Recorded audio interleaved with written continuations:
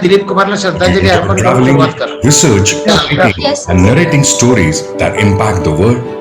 This is just the place that will lead towards your destiny. Join MGM University's College of Journalism and Mass Communication. The college offers programs that are designed for a great start in media industry. एखाद्या माणसाला घडवायला तो जिथे शिकतो ती institute खूप जास्त कारणीभूत असते. MGM College of Journalism was a life-changing journey. आपको एक अच्छा पत्रकार बनने के लिए सबसे पहले इंसान बनना जरूरी होता है. MGM CJMC has been extremely inspirational. UG and PG programs in international journalism, mass communication, and digital media. CJMC caters state-of-art facilities with its top-notch studios that includes MGM Newsroom, Radio MGM 90.8 FM, editing studio, sound studio, preview theater, and computer lab. The college has been playing a promising role in preparing the students for success in today's exciting and innovative journalism landscape with great industry tie-ups for placements and internships. Each day was a new experience. Each day I learned something new. Seminars, guest lectures from noteworthy journalists like Rajdeep Sardesai and Kumar Ketkar, which helped us in our practical submissions and our internships. Gatherings, student activities होते रहते हैं students को पढ़ाई के साथ साथ उनके confidence development, personality development में भी help.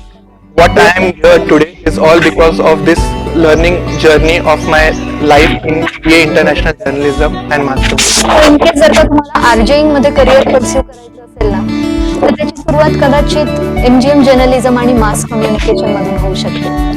So get ready for the new age media careers. MGM CJMC admission open 2020. ज्येष्ठ अभिनेते ट्रॅजेडी किंग दिलीप कुमार यांचं सकाळीच निधन झालेलं आहे. आपण त्यांना श्रद्धांजली अर्पण करूयात. दिलीप कुमार यांच्याबद्दल सर्वांनाच म्हणजे अबालवृद्धांना माहिती आहे की ते किती मोठे अभिनेते होते. तर आपण सर्वांच्या वतीनं त्यांना श्रद्धांजली अर्पण करून कार्यक्रमाला पुढे नेऊयात. नमस्कार. एमजीएम वृत्तपत्र विद्या व जनसंवाद महाविद्यालय आयोजित 11 दिवस 11 दिग्गज आणि 11 विषय या विशेष व्याख्यानमालेत मी दिव्या कांबळे आपणा सर्वांचं पुन्हा एकदा स्वागत करते. व्याख्यानमालेचा आजचा तिसरा दिवस. कालच्या दिवशी आपण कन्सल्टिंग एडिटर PTI चे डॉक्टर श्री विजय सातोकर सर यांचं मार्गदर्शन ऐकलं. त्यांनी चेंजिंग पॅरामीटर्स इन रिपोर्टिंग या विषयावरती मार्गदर्शन केलं. आज आपल्याला मार्गदर्शन करण्यासाठी लाभलेले आहेत सिने. Welcome sir. मी महाविद्यालयाच्या प्राचार्या डॉक्टर रेखा शेळके मॅडम यांना विनंती करते की त्यांनी इंट्रोडक्टरी स्पीच द्यावं. मॅम. नमस्कार. आज व्याख्यानमालेचं व्याख्यानातलं तिसरं व्याख्याता आज बोलणार आहेत. आज निशिकांत भालेराव सर. म्हणजे आपल्या सर्वांनाच माहित आहे की मराठवाडा हे वृत्तपत्र मराठवाड्यातून निघायचं आणि त्याचा एक वेगळा दबदबा मराठवाड्यामध्ये होता. म्हणजे आजचं जे लीडिंग वर्तमानपत्र आहे तर त्या वर्तमानपत्र असं म्हणता येईल की एक मराठवाड्याची परंपरा किंवा आजचे जे वर्तमानपत्र आहेत तर त्याला कुठेतरी म्हणजे त्या काळी एक विकासाची भूमिका घेऊन लढणारं वर्तमानपत्र म्हणून मराठवाड्याची ओळख होती. अशा मराठवाड्याचे संपादक जे भालेराव सर होते, अनंत भालेराव सर, तर त्यांचे निशिकांत भालेराव सर हे सुपुत्र आहेत. ही ओळख आजच्या सगळ्या पिढीला होणं गरजेचं आहे. त्यांच्याच पावलावर पाऊल ठेवून पुढे आधुनिक पत्रकारिता सर करत आले. त्याबद्दल बर्दापूरकर सर तुम्हाला बोलतीलच की त्यांची ओळख कशी आहे, काय आहे, त्यांनी कसं काम केलं आहे. पण मराठवाड्याचा जो काही विकास आहे किंवा इथलं राजकारण आहे किंवा इथले इथलं एकूणच शेती आहे किंवा ह्या सगळ्या प्रश्नांची जाण असलेलं आजचे आपले व्याख्याते आहेत. या व्याख्यानमालेमध्ये मी त्यांचं मनपूर्वक स्वागत करते. तसंच आवर्जून या व्याख्यानमालेमध्ये उपस्थित असलेले जतीन देसाई सर यांचंही मी स्वागत करते. शिवाय ज्यांच्या संकल्पनेतून ही व्याख्यानमाला आली ते बर्दापूरकर सर नवीन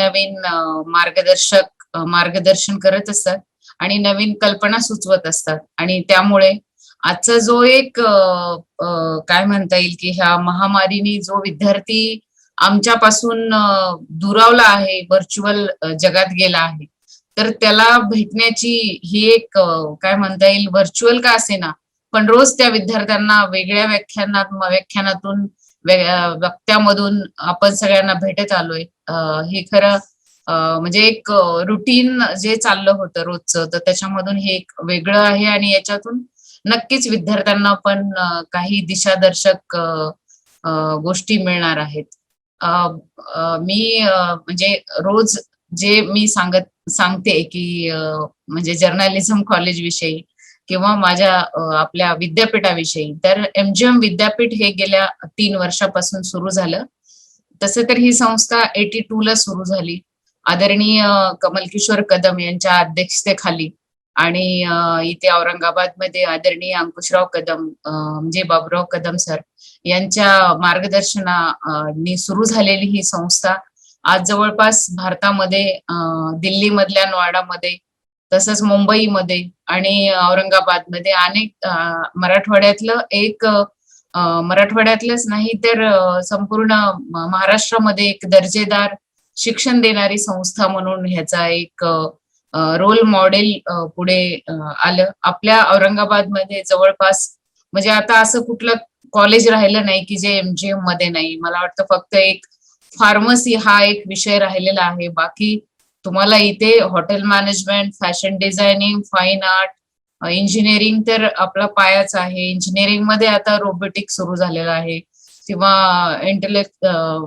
म्हणजे ज्या आधुनिक इंजिनिअरिंगच्या ज्या काही शाखा आहेत त्या सुद्धा आता या स्वायत्त विद्यापीठाने सुरू केलेल्या आहेत.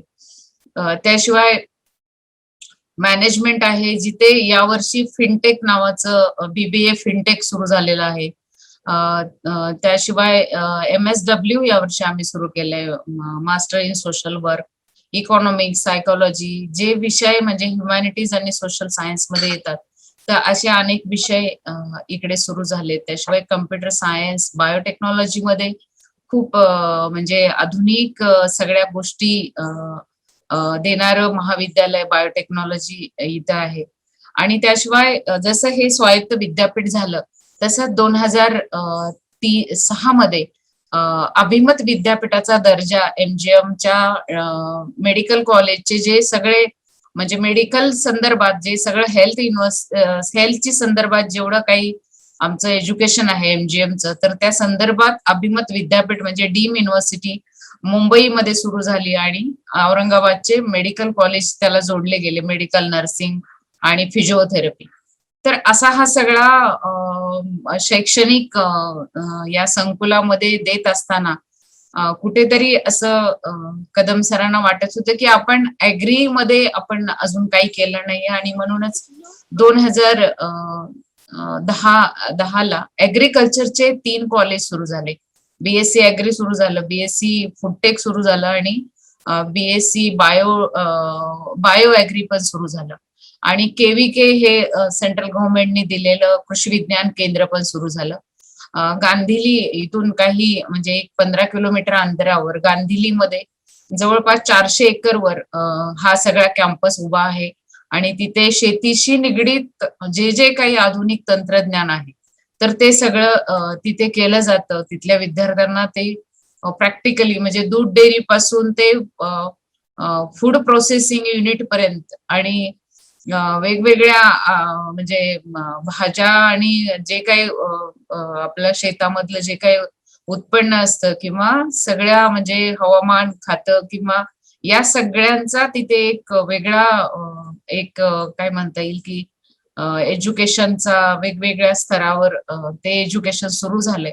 तर मला वाटतं की मराठवाड्यामध्ये आणि महाराष्ट्राच्या या नेहमी मागासले पण असलेल्या भागामध्ये ह्या संस्थेने स्वतःचं एक अस्तित्व तयार केलं आणि या अस्तित्वाचाच भाग म्हणजे MGM जर्नलिझम कॉलेज. म्हणजे आमच्या असं कधी म्हणजे ट्रस्टींसोबत एखादी मीटिंग झाली तर तिथं विचारलं जातं की बाबा म्हणजे हे जे छोटे छोटे कॉलेज सुरू झाले कदम सरांच्या मार्गदर्शनाखाली, तर ह्यांचा रेव्हेन्यू काय किंवा हे ह्यांची पगार तरी काढतात का? म्हणजे असं जेव्हा होतं तेव्हा खूप असं अभिमानाने आम्ही सांगतो की MGM संस्थेची इमेज तयार करण्यामध्ये या कॉलेजचा खूप मोठा सहभाग आहे.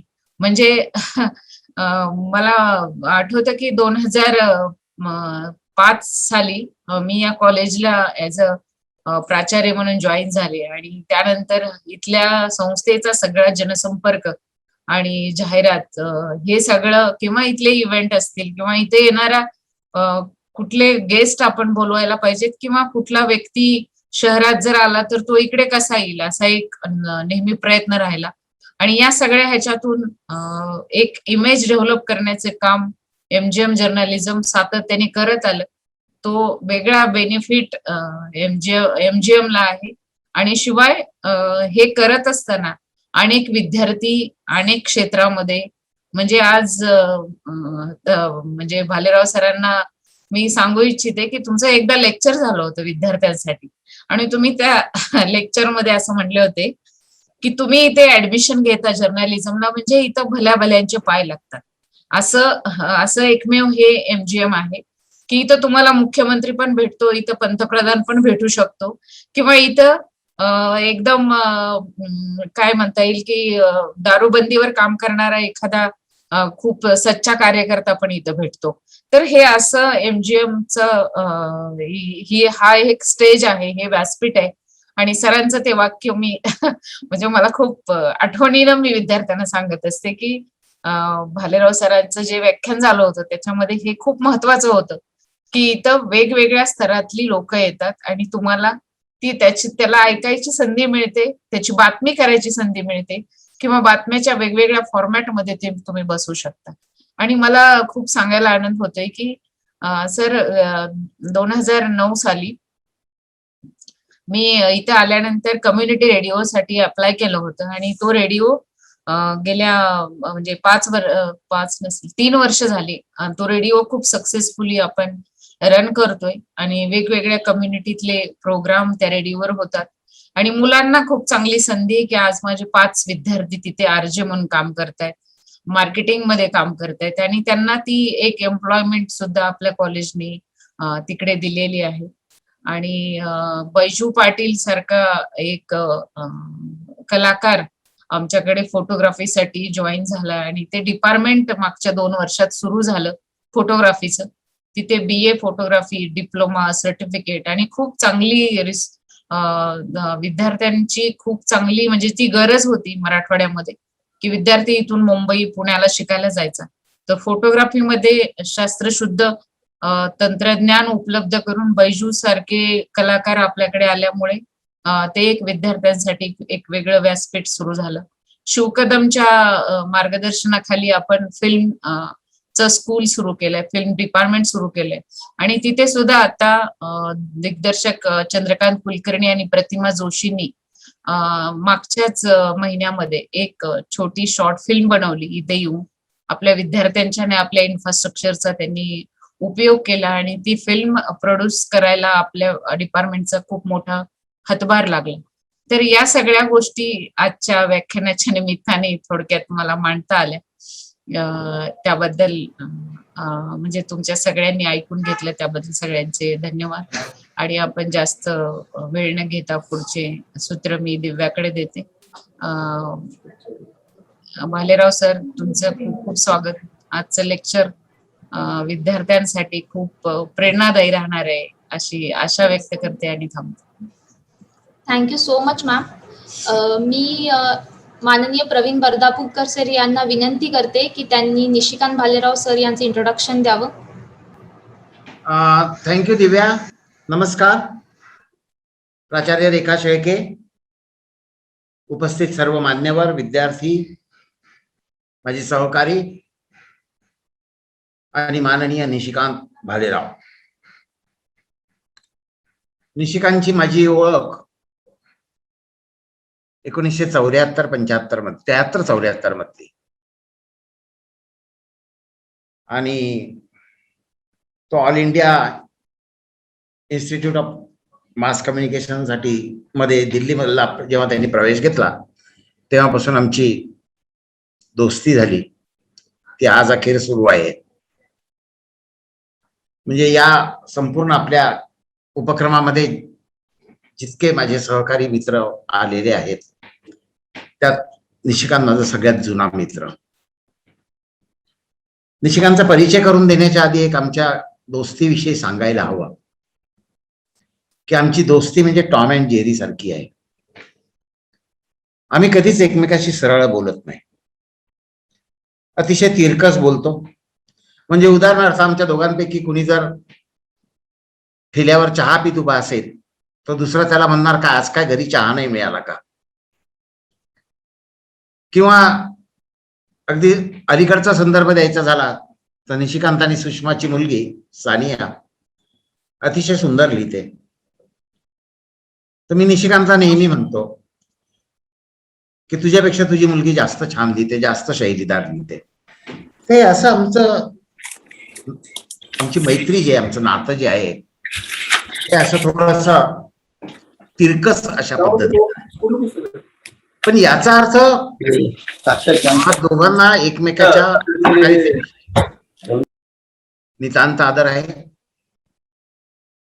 आमच्या दोघांच्या पत्रकारितेतल्या कामगिरीबद्दल अतिशय नितांत आदर आहे. पत्रकारितेतल्या आमच्या चारित्र्याविषयी नितांत आदर आहे. लोकशाही, समता, सामाजिक चळवळी हे आमचे समान गुण आहेत.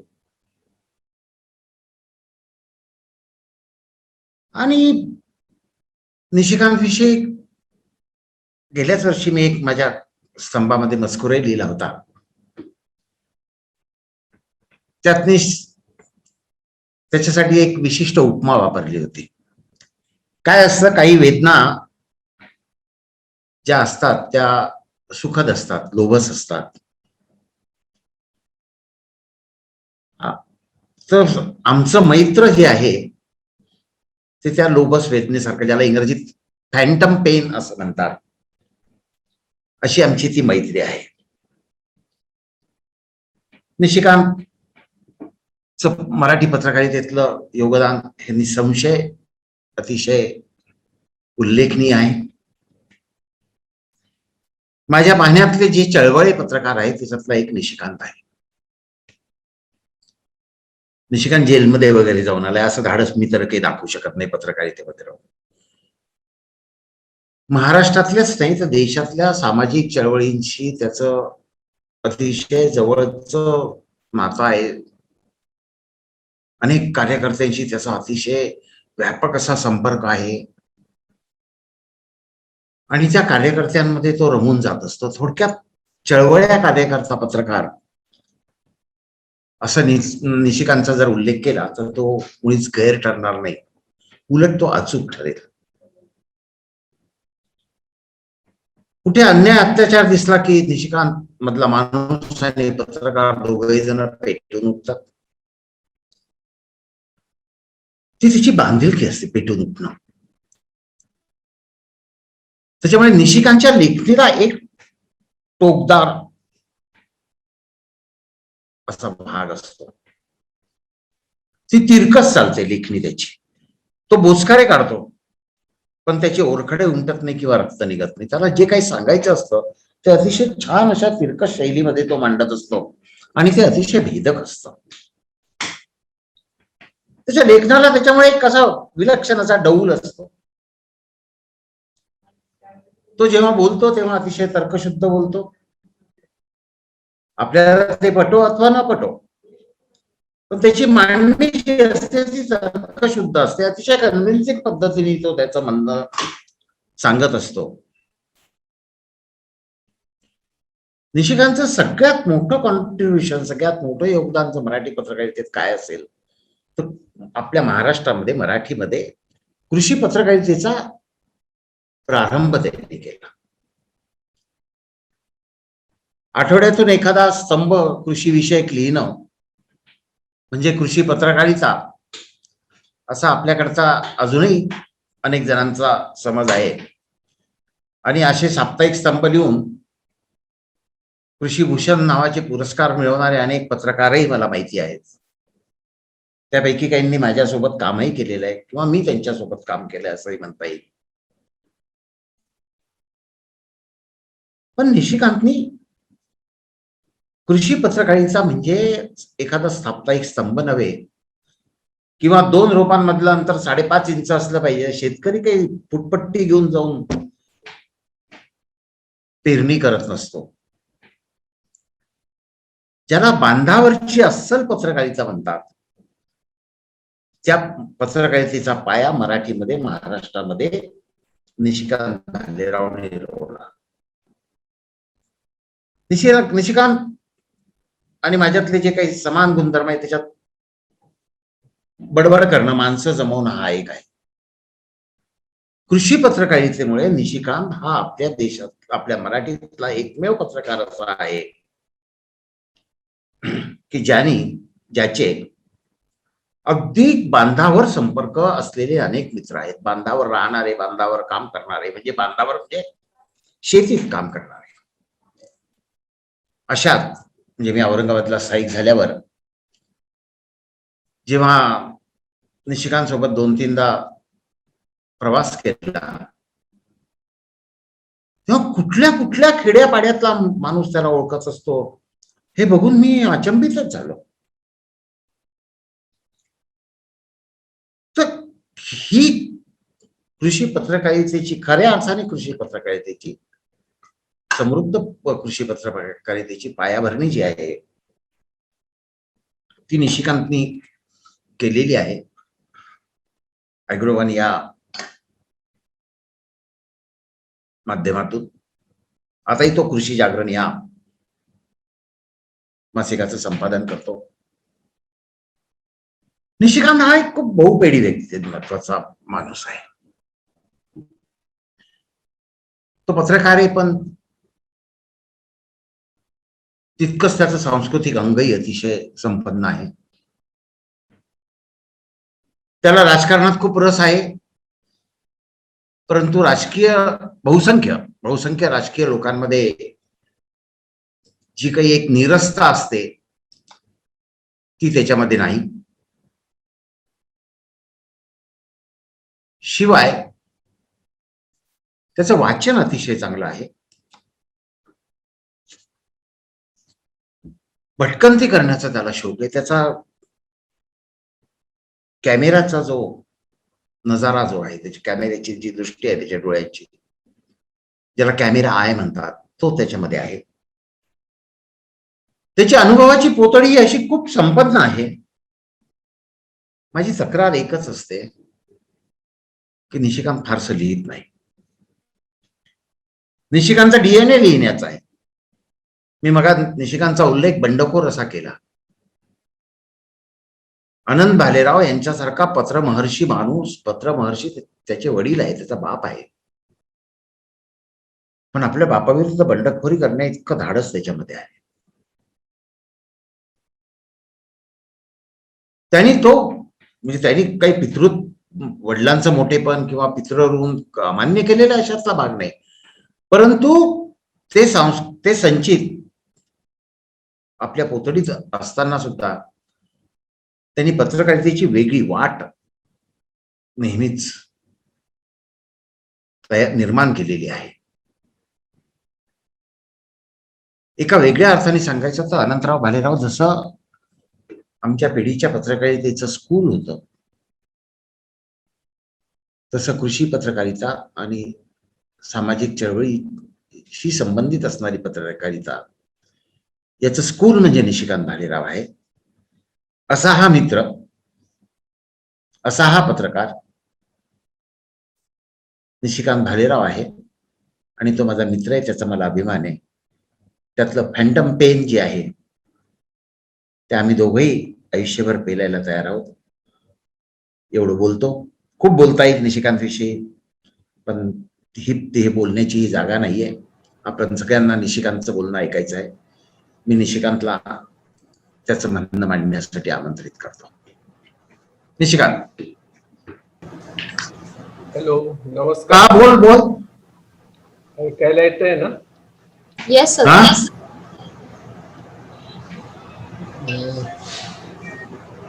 मला कुठून सुरू करावं असं जरा थोडीशी हे वाटत होतं. एक तर प्राचार्य रेखाताई, माझे मित्र प्रवीण बरगावकर, हे काय आता गोतावळ्यातले असल्यामुळे जरा थोडस बोलतात चांगलं माझ्याविषयीचं. अशी ऐकायची माझ्या पिढीतल्या बहुतेक पत्रकारांना सवयच नाही. पण ते आता अशा औपचारिक कार्यक्रमात काही वेळा ऐकून घ्यावं लागतं आणि त्याच्याविषयी खूप मला मी मनापासून बोललो रे, औपचारिक नाही बोललो. ऐकून घ्यावं लागतं, चांगलं वाटतं, पण त्याच्यात रमण्याचं काही आमच्या कोणाचा स्वभाव नाही. आणि म्हणून सुरुवात मला करायची होती. काय होतं की दबाव असा असतो की अनंत भालेराव यांचा मुलगा, मराठवाडा दैनिक, जे आता 2000 मध्ये बंद पडलं, 21 वर्ष झाली त्याला बंद पडून, अनंतराव जाऊन आता 30 वर्ष झाले, पण त्याचं एक भूत म्हणा किंवा मागे सतत असं डोकावत असत. एक आपल्याला सतत पिंच कायम राहत असतो. माझ्या पिढीतल्या बऱ्याच पत्रकारांच्या मध्ये तो तसा आहे. आता माझा मुद्दा असा होता की मी चळवळीतला आहे, मी वेगळं काहीतरी करतोय, हे मी जाणीवपूर्वक केलं. मी काही कोणता कोर्स करून, मी किंवा प्रवीण म्हणा, सातोकर कोणी असतील, समीरणचा अपवाद मला म्हणावं लागेल, किंवा अन्य जे आता उद्या परवापासून बोलणार आहे, हे आम्ही कोणता तरी कोर्स केला, पोस्ट ग्रॅज्युएशन केलं आणि आलो जर्नलिझम मध्ये, असं झालेलं नाही. अनेक वेगवेगळ्या कारणांमुळे त्यावेळेस येण्याची पद्धत होती आणि तो काळ साधारणतः आणीबाणीच्या पासून सुरू होतो आणि आतापर्यंत चालू आहे. आता मी पत्रकारितेमध्ये येण्याचं माझ्याविषयी मला बोलायचं आहे, पण मी ते जनरलाइज स्वरूपात बोलतोय आणि मी डिफरन्शिएट करतोय की आता येणारे जे विद्यार्थी आहेत, तरुण आहेत, हे माझ्यापेक्षा किती सरस आहेत, असू शकतात आणि त्यांनी असायला पाहिजे, हा त्याच्यामधला आग्रह आहे. म्हणजे जेव्हा माझ्याविषयी बोलतो, मी आलो तेव्हा असं काहीच कोणत्याच गोष्टी नव्हत्या आणि आज माझी नात असेल, माझी मुलगी असेल, ते ज्या पद्धतीने लिहितात, ज्या फास्ट पद्धतीने ते सगळे जगभर पोहोचतं, त्याचा मला मनापासून खूप आनंद वाटतो आणि असं वाटतं की मी फार लवकर आधी पत्रकारिता केली आणि निवृत्त झालो त्याच्यात. आता मी जेव्हा म्हणतो की मी चळवळीत होतो, तेव्हा माझ्या वेळेसच्या सगळ्या पत्रकारांना असं सांगितलं जायचं की तुम्ही कायम पुअर असलं पाहिजे. गोर, गरीब, दलित, आदिवासी, ओबीसी, मुस्लिम, अल्पसंख्याक, वंचित, मागास यांचा आवाज म्हणजे तुमची पत्रकारिता, असं सांगितलं जायचं. आज 2021 मध्ये हे जे काय मी नावं घेतली आता घटकांचे, हे सगळे घटक डाऊन मार्केट असं म्हटलं जातं आणि यांच्यासाठी नाहीच आहे पत्रकारिता, असं मुळात मानलं जातं, अभिमानाने सांगितलं पण जातं की आम्ही डाऊन मार्केटसाठी नाही काही करत, आम्ही अप मार्केटमध्येच फक्त आहोत. आता अशा या संघर्षामध्ये महात्मा गांधी मिशनच्या वृत्तपत्र विद्या संवाद महाविद्यालयामध्ये जे काही 4 कोर्सेस आहेत वेगवेगळे, त्याच्यामध्ये तुम्ही सगळ्यांनी प्रवेश घेतलेला आहे आणि तुम्ही स्वेच्छेने प्रवेश घेतलेला आहे. तुम्ही काय अशा अपघाताने त्याच्यामध्ये आलेले नाहीत आमच्यासारखे. त्यामुळे स्वेच्छेने प्रवेश घेतलेला असल्यामुळे तुमच्यावरती ही निभावून नेण्याची जास्त जबाबदारी आहे कोणापेक्षा.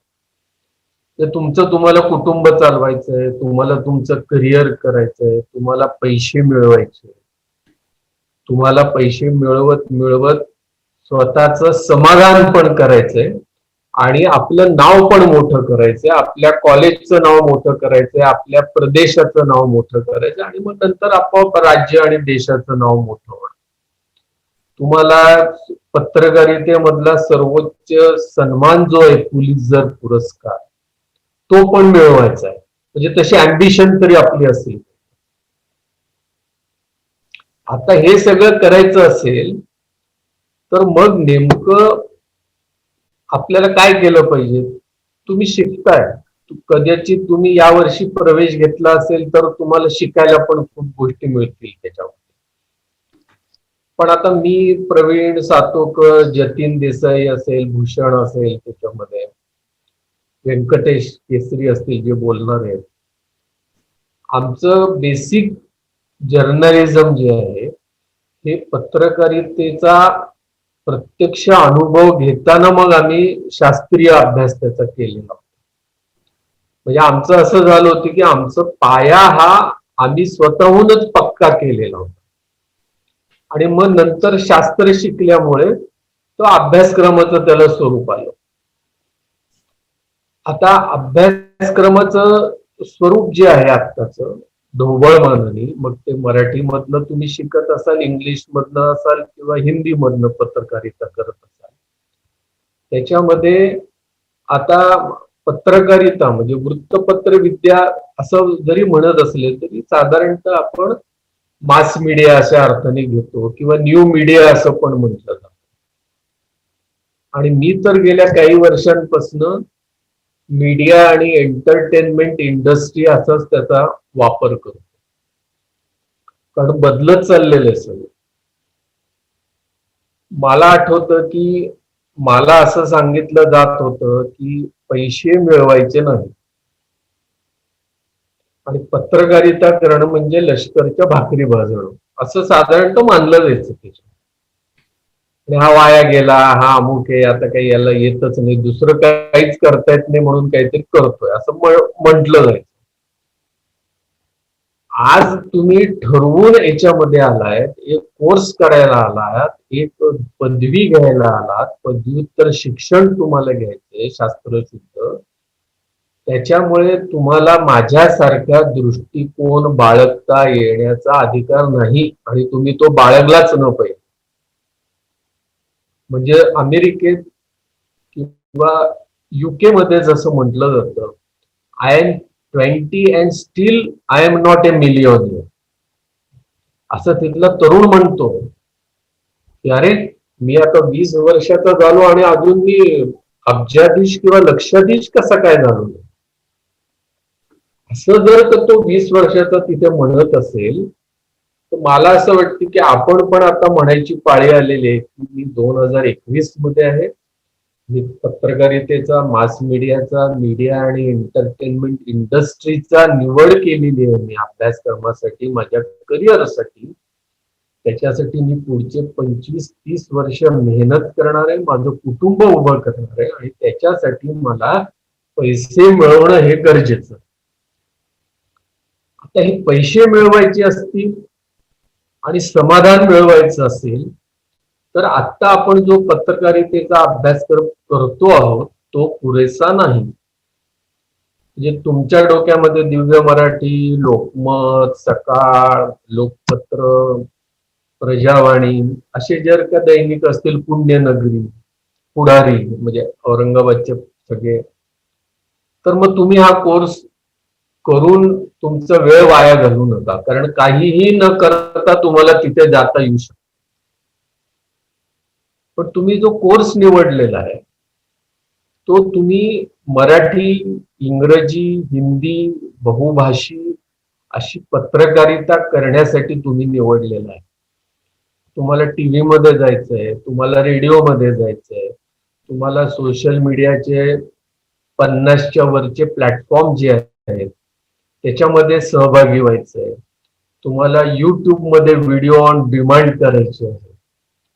तुम्हाला फेसबुकचं पेजेस तयार करायचे आहे. तुम्हाला व्हॉट्सअपच्या ग्रुपमध्ये रोजच्या रोज काहीतरी पुरवायचं आहे. तुम्हाला शेतकऱ्यांचे प्रश्न सोडवण्यासाठी निघणारे हजारो ऍप जे आहेत त्याच्यामध्ये पण कंटेंट द्यायचं आहे. तुम्हाला फोटोग्राफी करायची आहे. तुम्हाला टीव्ही मध्ये OTT प्लॅटफॉर्मवरती जो कंटेंट डेव्हलप करायचा आहे तुम्ही. आणि हे पाहिल्यानंतर माझ्या असं लक्षात आलं, आता मी सगळे आपले जे माझे मित्र आहेत आणि उद्यापासून तुम्हाला जे पुन्हा बोलणार आहेत वेगवेगळ्या विषयांवर, तेव्हा माझ्या असं लक्षात आले की मूळ जो जर्नलिझम मास मीडिया आहे याच्यामधल्या संधी आपल्याला कळतात का, माहिती आहेत का आपल्याला? ज्या मला समजल्या, पण तेव्हा 2005 वर्ष हे उजाडावं लागलं मला. त्याच्यापूर्वी मी मुख्य प्रवाहातली पत्रकारिता करत होतो आणि औरंगाबाद मध्ये असल्यामुळे मग काय हा पुढारी काय म्हणाला, तो काय म्हणाला, हिंदू मुस्लिम दंगली काय चालतात, कोणाचा जिल्हा परिषदेतला नगर परिषदेचा तेव्हा असलेली तिथला भ्रष्टाचार, याच्या पलीकडे काही त्याच्यात फारशा बातम्या नव्हत्या. आणि मग जर का मला माझं करिअर करायचं असेल तर मी एक अनेकांना अंगावर घेणारी पत्रकारिता, बंडखोरी, याच्यामध्ये मला असं दिसलं की याच्यामध्ये माझं करिअर पुढचं जे 40च्या नंतरचं हे बनू शकत नाही. म्हणजे मला काहीतरी U-टर्न घेणं गरजेचं आहे. म्हणजे मी जिथे रोज शिकत होतो की 5W आणि 1H, दिव्या ती स्लाइड दाखव जरा. येस सर, दाखवते.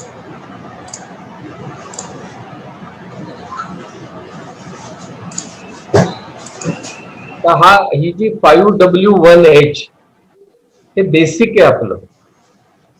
आता मी काही तुम्हाला काय, कुठे, कोण, कसं, कधी, कशासाठी असं काही सांगणार नाही पुढे. आता अशा त्या नावाचा त्या झी वरती एक शो पण चालतो, 5W आणि 1H असंच नाव त्यांनी दिलं. म्हणजे तुम्ही लक्षात घ्या, हे जे बेसिक आहे 5W आणि 1H हे शिकवलं जातं, पण माझ्या पिढीला हे समजलेलं होतं काही न करता. आणि नंतर असं लक्षात आलं की अरे आपण जे काय करतोय ते 5W आणि 1H. तर मी जेव्हा U-टर्न घेतला असं जेव्हा म्हणालो, तेव्हा मला असं सांगितलेलं होतं की तुम्ही जे काही करत असाल ती न्यूज व्हॅल्यू ही अत्यंत महत्वाची आहे. न्यूज व्हॅल्यू म्हणजे बातमी मूल्य. आणि हे बातमी मूल्य कशाला असतं?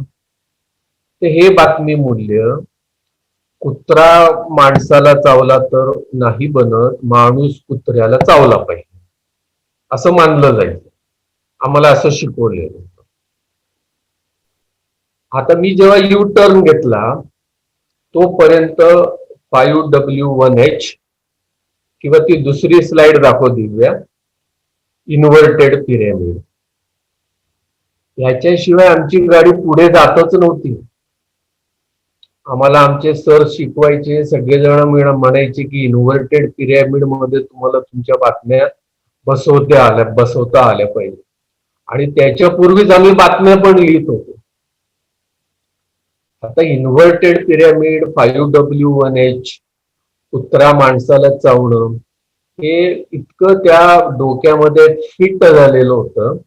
आणि हे नंतर फिट झालं जे आम्ही ऑलरेडी आधी करतच होतो, आम्हाला माहित होतं.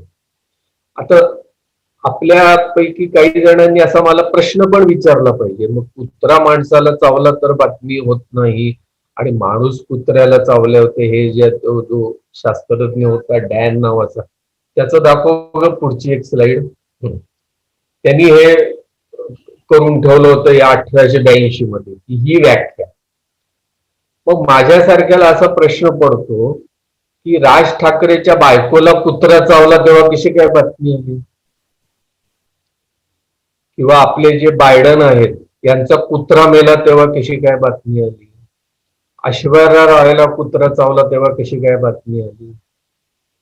म्हणजे काय की आपल्याला असे प्रश्न पडणं गरजेचं होतं.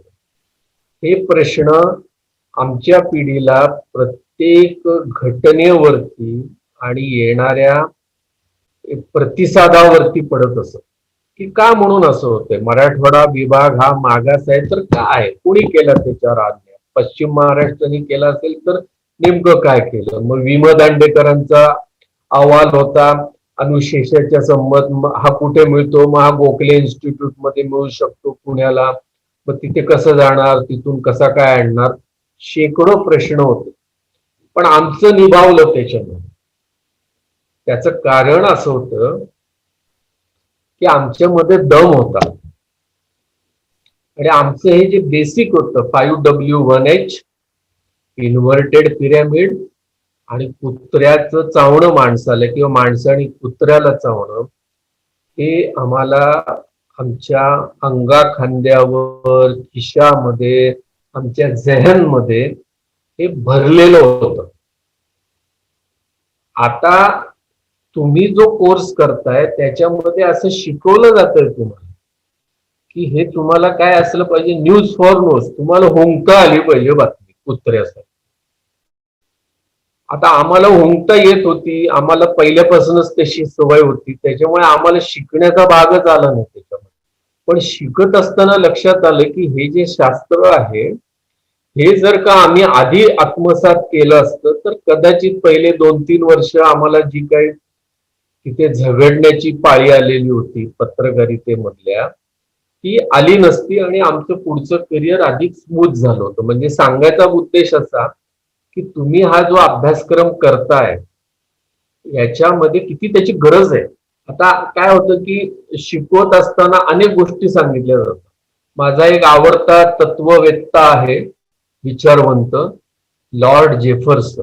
खूप लिहून ठेवलंय त्यांनी कोट्स त्याचे पत्रकारितेच्या विषयी आणि ते जगप्रसिद्ध आहे. तुम्ही जर का जेफरसन कोट ऑन जर्नलिझम असं पाहिलं तर तुम्हाला असे शेकडो दिसतील, गंमत जम्मत केलेली आहे. किंवा पुढची स्लाइड घे. तर हा जो जेफरसन आहे ना, हा काही म्हणायचा तर त्याचं म्हणणं असं होतं की न्यूजपेपरमध्ये जाहिरातीचंच कंटेंट महत्वाचं आहे, वाचण्यासारखं असतं, बाकीचं काहीच नाही. आता खूप कॉन्ट्रॅडिक्टरी त्याच्या गोष्टी होत्या. पण त्याचं एक जे काही हे होतं, विशेषतः काल सातोकरांनी जो एक मुद्दा सांगितला होता, अकिरा कुरोसावा या दिग्दर्शकांनी जो राशोमन नावाचा सिनेमा काढला होता, त्याच्यामध्ये 5 लोक वेगवेगळ्या अँगलनी कसे बघतात आणि त्याच्याविषयीचं जे इंटरप्रिटेशन केलं होतं. आता हा जेफरसन असं म्हणालेला एके ठिकाणी की संस्कृतीचा ऱ्हास, कोलॅप्स ऑफ सिव्हिलायझेशन आणि एक सिडकोच्या चौकात झालेला सायकलचा अपघात, या दोन्हीकडे एकाच नजरेने बघून आपलं विश्लेषण जो करू शकतो तो खरा हाडाचा पत्रकार. म्हणजे बघा त्याचं काय म्हणणं आहे की संस्कृतीचा ऱ्हास, सगळीकडे आणि ती बोकाळली अमुक तमुक ते पण तुम्ही बघताय आणि एक सायकलचा पण अपघात बघताय. आता त्याच्यामधलं जे विश्लेषण करायचं आहे हे जेफरसन सारख्यांनी सांगून ठेवलेलं आहे. त्याच्यामध्ये अनेक गोष्टीच त्यांनी सांगून ठेवलेल्या. पण माझ्या दृष्टीने माझ्यासारख्याला जेफरसन वाचायला मिळालं. जेफरसन वरती ज्या माणसांनी पुढे संशोधन केलं 1998 मध्ये, त्याला त्या वर्षीचा पुलित्झर पुरस्कार पण मिळालेला आहे. आता मला त्याचं नाव आठवत नाही, पण पत्रकार होता. आता यांचं मला वाचायला मिळालं, ते वाचण्याची मला हौस होती म्हणून माझं निभावलं. पण मित्रांनो, तुमचं कसं काय होणार याची मला चिंता भयंकर सतवत असते. कसं काय होणार यांचं सगळ्यांचं? तुम्ही शिकताय, तुमच्या पुढे आव्हान आहे मोठमोठे. 5W1H इन्व्हर्टेड पिरॅमिड, त्याच्यानंतर काय करायचं आपण? मी जेव्हा युटर्न घेतला, पुढची स्लाइड दाखव, त्याच्या पुढची, मी त्याच्यावर फुरी मारली. आतापर्यंत जे मी शिकलेलो होतो, मी असं ठरवलं की हे काही खरं नाही. आता आपल्याला बदललं पाहिजे, आपल्याला पैसा पण मिळाला पाहिजे, आपल्याला करिअर पण काहीतरी नवीन निवडलं पाहिजे. मग या शिकलेल्या व्याख्यांचं काय करायचं? मी असा विचार केला की माझ्या खिशामध्ये असतं, वरच्या खिशामध्ये 5W असतात, खालच्या खिशामध्ये 1H असतो. मी इन्व्हर्टेड पिरॅमिडवर बसलेला असतो कायमस्वरूपी. मी अस्वस्थ असतो. मी या इन्व्हर्टेड पिरॅमिडला सरळ करायचं ठरवलं, उलट करायचं. आता त्याच्या टोकावर बसता येतं का उलट केल्यानंतर पिरॅमिड? तर त्याच्या टोकावर बसता आलं पाहिजे. म्हणजे जे काही आपण शिकलेलो आहोत त्याचं ऍप्लिकेशन आपल्याला शोधावं लागणार कुठेतरी, तर आपलं करिअर पुढचं सुरळीत होणार. कारण 20-25 हजार रुपये एक साधारणतः 20-25 वर्षांपूर्वी हे पुरेसे आहेत असं कदाचित वाटायचं, पण नंतर असं वाटलं की मग आपलं घरदाराचं कसं काय, असं ठरवलं की युटर्न घ्यायचं, न्यूज व्हॅल्यू वगैरे सगळं विसरायचं, कुत्र्याचं विसरायचं. 5W 1H हे बेसिक आहेत आपले. आणि हे ऍप्लिकेशन आता प्रत्येक गोष्टीला लावून बघायचे. तो मला संधी मिळाली एके ठिकाणी, आणि ती संधी एका मीडिया हाऊसनी केलेल्या सर्वेक्षणावर आधारित होती. त्यांच्या सर्वेक्षणातून त्यांनी वाचकांचं महाराष्ट्रातल्या सर्वेक्षण केलं, तेव्हा असं त्यांच्या लक्षात आलं की लोक वाचतायत पेपर वाढतोय, 4-5 लाख प्रती जातात त्याच्याविषयी, पण तुम्ही का वाचता असं त्यांना जेव्हा विचारलं गेलं तेव्हा ती स्लाइड काढून टाकली दिव्या. तुम्ही का वाचताय असं विचारल्यावरती ही जे काय उत्तर आले त्याच्यामध्ये ते मात्र जरा त्रासदायक होते त्या मीडिया हाऊसलाच.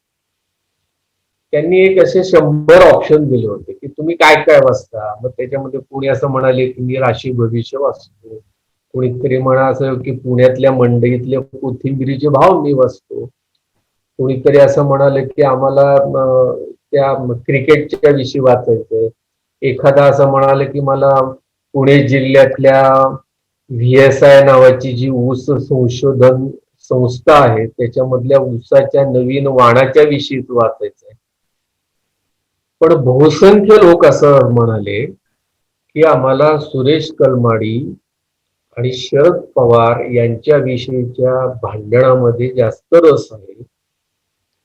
आम्हाला म्हणजे पुणे स्पेसिफिक असल्यामुळे मी सांगतोय की आम्हाला विलासराव देशमुख हे पुण्यामध्ये शिकून मराठवाड्याची ढोल का वाजवतात मराठवाड्यात जाऊन, म्हणजे राजकीय बातम्या आम्हाला जास्त वाचायच्या.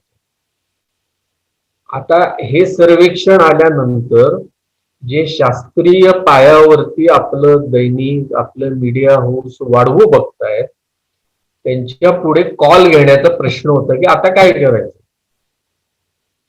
त्यांच्या डोक्यामध्ये असं होतं की आपण एक बायकांसाठीच काहीतरी दैनिक काढलं पाहिजे, आपण तरुणांसाठीच एक दैनिक काढलं पाहिजे, आपण कॉम्प्युटरचा जो वापर आता वाढलेला आहे त्यांना सुलभ होईल अशा पद्धतीचे दैनिक काढले पाहिजेत, नियतकालिक काढले पाहिजेत, आपण शेतकऱ्यांसाठीच एखादं दैनिक काढलं पाहिजे, आपण समाजातल्या वंचितांसाठी जातीनिहाय वेगवेगळे, की धनगरांसाठीच एक वेगळं दैनिक, मराठ्यांसाठीच एक वेगळं दैनिक, मुस्लिमांसाठीच एक वेगळं दैनिक.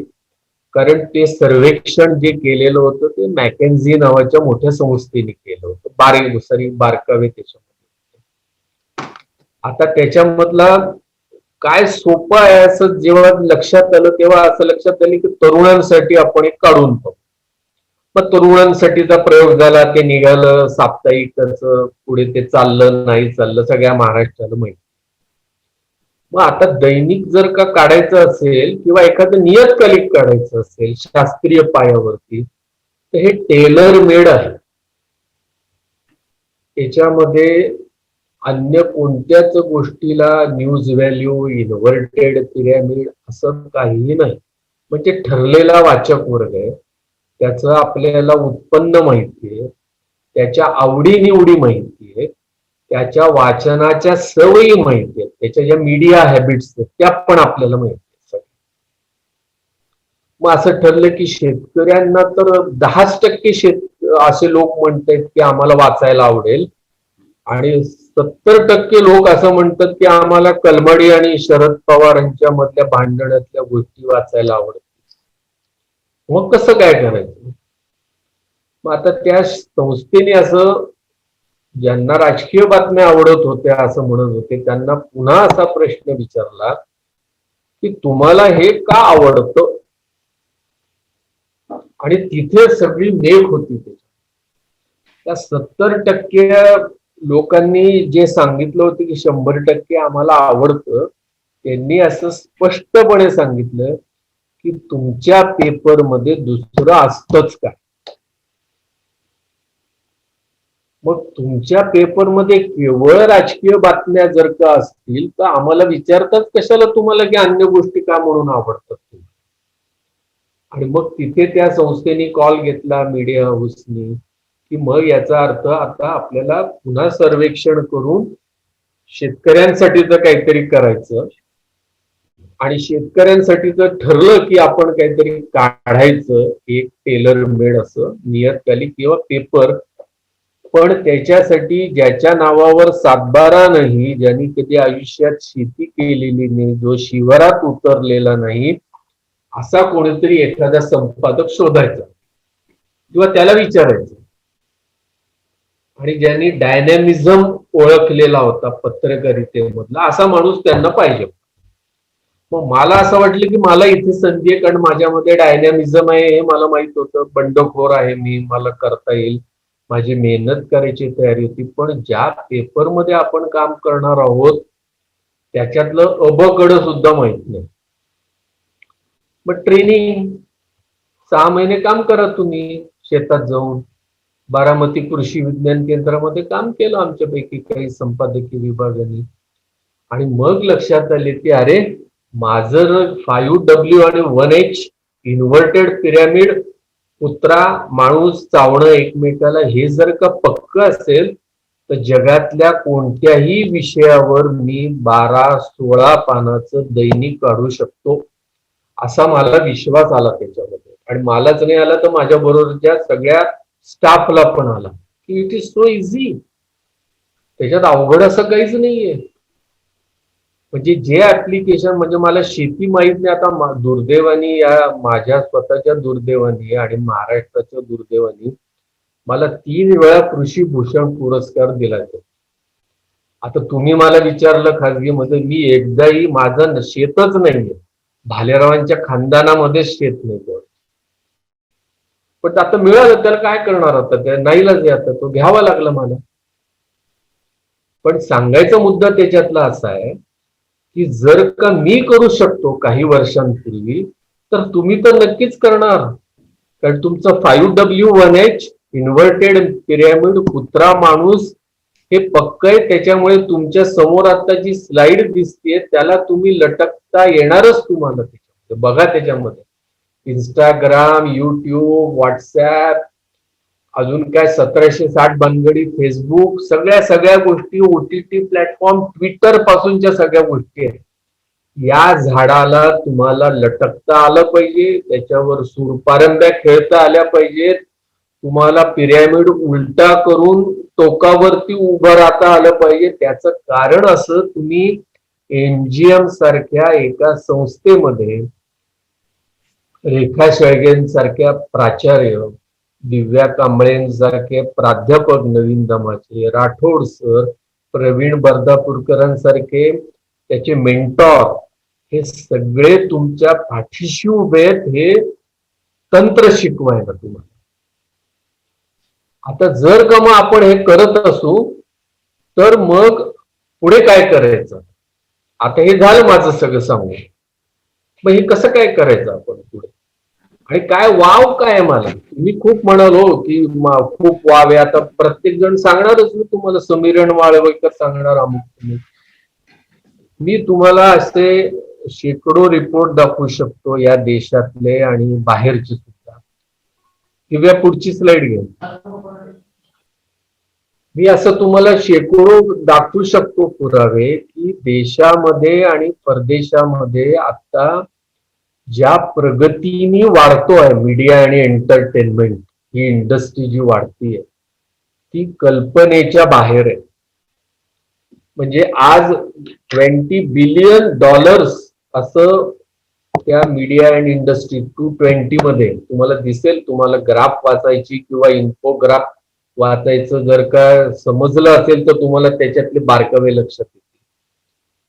$20 बिलियन पासून $30 बिलियन मध्ये पुढच्या 3 वर्षामध्ये ही इंडस्ट्री जाणार आहे.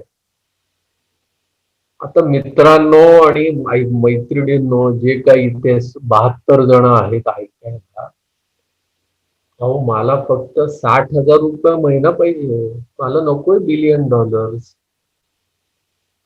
मग हे $60,000 मला महिन्याला जर का मिळवायचे असतील तर काय करायचं, त्याचा वाव आहे का? त्याच्यासाठी असे रिपोर्ट्स आपल्याला कामाला येतात. आता तुम्हाला जर का मी असं म्हणालो की तुम्हाला जायचे दिव्य मराठी, लोकमत, सकाळ म्हणजे प्रिंट मध्ये जायचं, तर प्रिंटचा सेगमेंट जो आहे आता हा 15%च आहे संपूर्ण याच्यामध्ये. इंडस्ट्री स्वरूप बदलते, काट टाकतीये, पुढे जाते. आणि टीव्ही सेगमेंट हा 51%च्या वरती जाणार आहे, आता गेला ऑलरेडी. डिजिटल सेगमेंट जो आहे तो 17% आहे, प्रिंट पेक्षा जास्त चालला. आता तुम्हाला करिअर फ्रेम करायचंय कारण तुम्ही आधुनिक शास्त्र शिकता. तुम्हाला जर का मी म्हणालो की तुम्ही या MGM कोर्सची जी काय 50-60 हजार किंवा 1 लाख रुपये फी दिली आहे, आणि तुम्हाला मी जर का असं म्हणालो नाही तुम्ही मराठा आरक्षणाच्या समर्थनार्थच पेपर चालवला पाहिजे, तुला मी पैसे देणार नाही कारण तू एका जातीचा आहे, 1 मराठा लाख मराठा, चालणार आहे का? असं अजिबात चालणार नाही. आणि चालवून घेऊच नका तुम्ही. म्हणजे मला $60,000 मिळाले पाहिजे महिन्याला, हे मी माझं उद्दिष्ट ठरवलेलं आहे पत्रकारितेमध्ये. आणि ते जर का मिळवायचे असतील तर मला कुठे कुठे ओपनिंग आहेत हे मी शोधलं पाहिजे, म्हणजे तपासलं पाहिजे. आणि मग माझ्या असं लक्षात येते की मला टीव्ही मध्ये ओपनिंग आहे, मग मी टीव्ही जर्नलिझम कसा करायचा याच्यावरती जास्त वेळ दिला पाहिजे. टीव्हीचा कॅमेरा हाताळणी, त्याचा हातात बूम घेऊन बोलण्याची प्रॅक्टिस केली पाहिजे, जरी मी प्रिंट शिकत असलो तरी.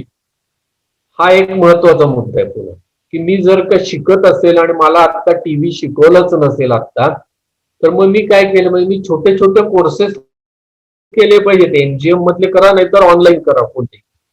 मी माझी पर्सनॅलिटी वाढवली पाहिजे, माझं व्यक्तिमत्व बहुपेडी बनवायची मला गरज आहे. मला मराठीमध्ये जर का मराठी चॅनल $30,000 देणार असेल महिन्याला, तर मी मराठी सोडून हिंदीमध्ये गेलं पाहिजे, माझं हिंदी मी सुधारवलं पाहिजे, माझं इंग्लिश मी इम्प्रूव्ह केलं पाहिजे. त्याच्यासाठी स्पीकिंग इंग्लिशची ती शुभांगी आरळीकर जी आहे औरंगाबादची, ती क्लासेस घेती उच्चारण चांगलं करण्यासाठी, तर तिचा कोर्स केला पाहिजे. किंवा अजून अन्य कोणाचा, मला सहज आठवलं, माझी ती विद्यार्थिनी म्हणून आठवलं. असं जर का मी केलं तर तुम्हाला काहीही अडचण नाही पुढचं करिअर करण्यात. आता तुमच्या कॉलेजमध्ये फिल्म मेकिंग पण शिकवतात, जसं मगाशी सांगितलं की चंद्रकांत कुलकर्णींचं एक हे केलं आणि शिव कदमनी पण 2-3 केलेले. मग आता मी जर का तुम्हाला म्हणालो की OTT प्लॅटफॉर्म जो आहे,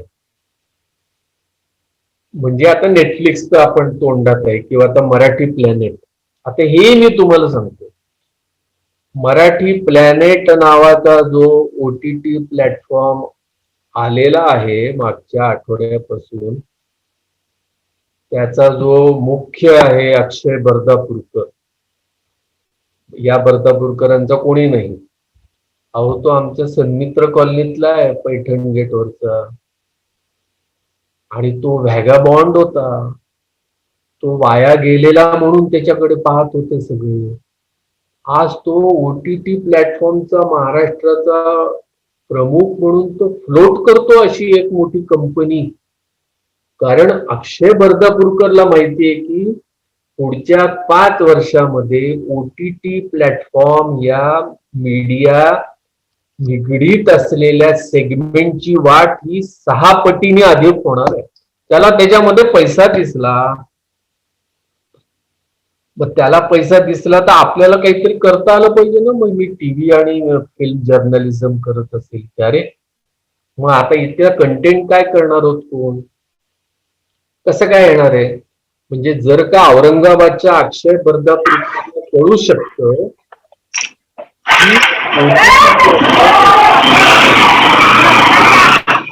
संदीप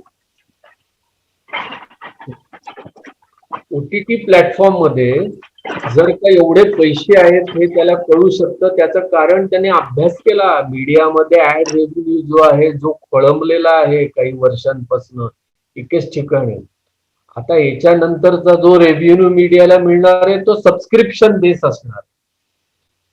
मग त्याला कळलं त्याच्यामध्ये की सबस्क्रिप्शन मिळवायचे, मग त्यांनी काढलं प्लॅनेट एम म्हणून. सगळे आता मराठीचे निगडीत गाण्यापासून व्हिडिओ पासून ते त्या सिनेमापर्यंत सगळं तिथे तुम्हाला बघायला मिळतं. आता अशा ज्या ट्रिक्स आहेत किंवा आपला यशराज मुखटे औरंगाबादचा, आता युट्यूबचे आपणच बघतो युट्यूब, आपणच व्हिडिओ करतो मित्रांचे. यशराज मुखटे हा संगीत क्षेत्रामधला मुलगा होता, आमच्या टेपूरकर सरांचा जावाई किंवा सॉरी नातू त्यांचा, आणि तो बाहेर पडला. त्यांनी खूप ट्राय केला आधी संगीत क्षेत्रामध्ये, त्याला क्लिक काही होतंय असं दिसलं नाही. त्यांनी एक 1.5 मिनिटाचा व्हिडिओ बनवला, रसोडे में कोण खडा आहे असा, आणि तो सेलिब्रिटी झाला. त्याला AR रेहमाननी बोलवलं परवा त्याची मुलाखत घ्यायला. ह्या ज्या काही गोष्टी होतात त्या कशामुळे होतात की मला माहितीये माझा स्कोप कुठे आहे, मला माहितीये माझ्या मधला एक्स फॅक्टर काय.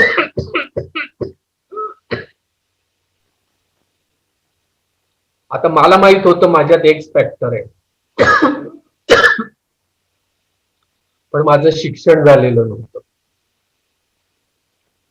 मग तुम्ही शिक्षण घेताय, तुम्हाला ओळखता आलं पाहिजे की माझा एक्स फॅक्टर काय.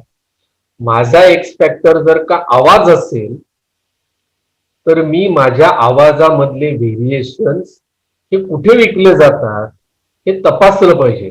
माझे व्हॉइस कल्चर कसं केलं जातं हे मी शिकून घेतलं पाहिजे.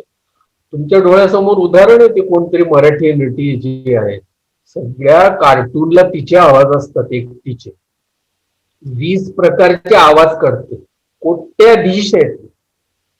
आपल्याला ते जमायचं असेल तर आपल्याला मुळात हे लक्षात आलं पाहिजे की माझा आवाज कशाला सुटेबल आहे. माझा आवाज जर का FM चॅनलला रेडिओला सुटेबल असेल तर मी रेडिओमध्ये जाण्याचा पण प्रयत्न केला पाहिजे. म्हणजे मी शिकतोय प्रिंट जर्नलिझम, माझं बेसिक पक्क आहे, 5W1H पक्क आहे, माझं इन्व्हर्टेड पिरॅमिड पक्क आहे, माझा न्यूज फॉर रोज आहे, मला बातम्या कळतात मला, पण मला दिसतोय पैसा माझ्या आवाजामध्ये FM चॅनल मध्ये. मला रेडिओ जॉकी व्हायचं असेल मी त्याच्यासाठी प्रयत्न केला पाहिजे. हट्ट आज काही नाही त्याच्यामध्ये की मी दिव्य मराठीमध्येच जाईन किंवा मी एशियन एज मध्येच जाईन किंवा मी टाइम्स ऑफ इंडियातच जाईन. हट्ट नाही, मला संधी कुठे ते मी आयडेंटिफाय केली पाहिजे. माझं डोकं जर का चालत असेल, मी कॉम्प्युटर सेव्ही असेल, मला ऍप मधल्या टेक्निकल गोष्टी कळत असतील, रितसर तुम्ही ऍप डेव्हलप करू शकता. ऍपला शेकडो प्रकारचा कंटेंट लागतो. मग हा जर का कंटेंट मला करायचा, म्हणजे आपण सगळे काय शिकतोय, कंटेंट इज किंग असं आपण म्हणतो. असं माझ्या वेळेस म्हणायचे. आता माझ्या पुढची पिढी असं म्हणते की content is not only king, it's A S. म्हणजे तो एक काय हुकमाचा. कोणत्याही प्रकारचा कंटेंट तुम्हाला करता येणं हे तुम्ही जे शिकताय हे शास्त्र शिकवतं. म्हणजे मला दिलीप कुमार वरती जर का लिहायला सांगितलं श्रद्धांजलीपर, तर मला तेवढ्याच आत्मीयतेने लिहिता आलं पाहिजे. मी राज्य सरकारने संमत केलेल्या कायद्यातील कृषी कायद्यांविषयी लिहिता. हे केव्हा येऊ शकतं? हे तेव्हाच येऊ शकतं जेव्हा 5W1H इन्व्हर्टेड पिरॅमिड बहुपेडी वाचन हे तुमचं पक्क असल्याशिवाय आणि डोळे तुमचे उघडे, तुम्हाला ऑब्झर्वेशनची गरज आहे, तुम्हाला अनालिटिकल माइंड असेल तर या सगळ्या गोष्टी तुमच्या शक्य होतात. आता मी ते शिकतोय आणि मला माहिती आहे की सेगमेंट वाईज मी तुम्हाला जे सांगितले की असं असं होणार आहे की पुढच्या 3 वर्षात सबस्क्रिप्शन रेव्हेन्यू वाढणार आहे, ऍडव्हर्टाइजमेंटचा रेव्हेन्यू कमी होणार आहे. मग मला कुठे एंट्री केली पाहिजे हे नक्की केलं पाहिजे. आत्ताच्याच घटनेला मीडिया आणि इंडस्ट्रीमध्ये मला हे लक्षात आलं पाहिजे की फॉरेन डायरेक्ट इन्व्हेस्टमेंट जी आहे पुढच्या 5 वर्षामध्ये या देशामध्ये रेडिओ आणि FM मध्ये 49% परवानगी दिली आहे केंद्र सरकारने. डिजिटल आणि डायरेक्ट टू होम मध्ये 100% परवानगी दिली आहे आणि चित्रपटांमध्ये 100% परवानगी दिली आहे. आता ही 5 वर्षामध्ये म्हणजे तुम्हाला शिकून बाहेर पडायला अजून 2 वर्ष आहेत, जेव्हा तोपर्यंत हे सेगमेंट ऑलरेडी विस्तारलेलं असणं आणि त्यावेळी जर का तुम्ही म्हणाला नाही मला दिव्य मराठी, मला लोकमत मध्येच काम करायचंय, तर मग तुम्हाला माझ्यासारख्या लष्करच्या भाकरी का तू भासतो असं तुम्हाला घरातले लोक म्हणणार. त्याच्यामुळे मी ओळखलं पाहिजे की माझ्यामधला एक फॅक्टर काय आहे आणि मला नेमकी कुठे जायचं आहे, कोणते डिप्लोमा कोर्सेस मला करायला पाहिजेत, माझ्या पर्सनॅलिटीला वाढवायला कशी मदत होऊ शकते, काय वाचन मला करायला पाहिजे, कोणाच्या बरोबर मी इंटरॅक्ट केलं पाहिजे. माझा एक मित्र आहे मुंबईचा, प्रसिद्ध आहे, पत्रकार आहे, नावाजलेला आहे, खूप पुस्तकं लिहिलेले. तो काय करतो, तो म्हणतो की मला रोज संध्याकाळी मुंबईतले जे मोठे उद्योजक आहेत, 4 मोठे व्यापारी आणि उद्योजक, त्यांचे जे वडील आहेत म्हातारे झालेले 70 वर्षाचे, ते ताजे आहेत, त्यांच्याकडे पैसा आहे, फक्त त्यांना मराठी साहित्यामध्ये सध्या काय ट्रेंड आहे, प्रज्ञा दया पवार चांगले लिहिती का, वपू काळे अजून लोक वाचतात का, अजून काही कोणतं तरी साहित्य वाचतात, मराठी चित्रपटामध्ये गजेंद्र अहिरेचा कोणता नवीन सिनेमा आला आहे का, सैराटच्या नंतर काय झालेलं आहे हे त्यांना माहित नाही, कारण ते म्हातारे आहेत, बेड रिडन आहेत, पण जिज्ञासा आहे त्यांच्याकडे. मग हे मोठे व्यापारी, हे उद्योजक यांनी काय केलेलं आहे, याला हायर केलेलं, या पत्रकाराला 2 तास ये, 10,000 रुपये घेऊन जा, आमच्या वडिलांना सांग 2 तासामध्ये मराठी चित्रपट, मराठी साहित्य, मराठी कविता. हा जातो तिथे 2 तास बडबड बडबड बडबड करतो, कारण याचं वाचन चांगलं आहे, यांनी कंटेंट मध्ये काम केलं, 10,000 रुपये घेतो.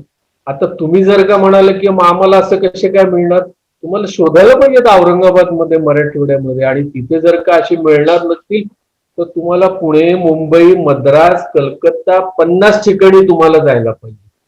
तुम्ही जर का म्हणाला मला माझ्या घराच्या शेजारी राहायचंय, माझी शेत जमीन आहे, पण शेत जमीन आहे तर मग तुम्ही कसायला सुरुवात केली पाहिजे, तुम्ही वेगवेगळे ऍप जे आहेत त्याचा वापर केला पाहिजे आणि तुम्ही कंटेंट पण त्यांना पुरवठा करा. शेकरू नावाचं ऍप आहे, साताऱ्याच्या एका शेतकऱ्यांनी काढलेलं आहे, सर्वात जास्त ते शेतकऱ्यांमध्ये सध्या चालतं.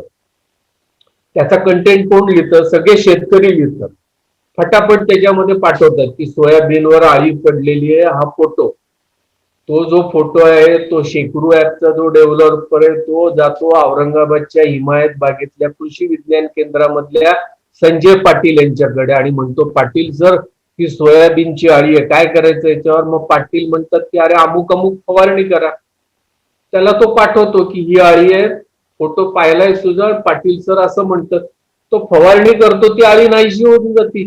त्याचा विश्वास बसतो त्या ऍप वरती, रोजच्या रोज तो ऍप बघतो त्याच्यामध्ये.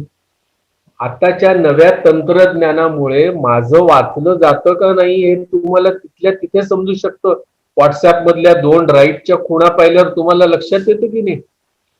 मग जर का असं माहीत असेल तर मी समजून उमजून माझ्या मीडिया आणि एंटरटेनमेंट इंडस्ट्रीच्या त्या सेगमेंट मध्येच मी माझ्या करिअरसाठीच्या दृष्टीने प्रयत्न केले पाहिजेत असं मला वाटतं. मग त्याच्यासाठी काय लागणार आहे, सॉफ्ट स्किल, हार्ड स्किल जे.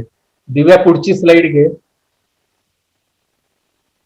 असे अनेक सांगितलेले की कशात टीम वर्क असलं पाहिजे. कारण मी खूप लाख चांगला असेल व्यक्तिगत, पण मला जर का एखाद्या प्रोजेक्ट वरती काम करायला सांगितलं तर तिथे महत्वाचं काय मानलं जातं, टीम वर्क आणि कम्युनिकेटिव्ह तुम्ही आहात का नाही. मग कम्युनिकेटिव्ह मी जर का तुम्हाला असं म्हणालो की कम्युनिकेटिव्ह तुम्हाला व्हायचंय, तर तुम्हाला वर्गामध्ये काही 40 मिनिटाचा केवळ पिरियड करून कम्युनिकेटिव्ह होता येणार नाही.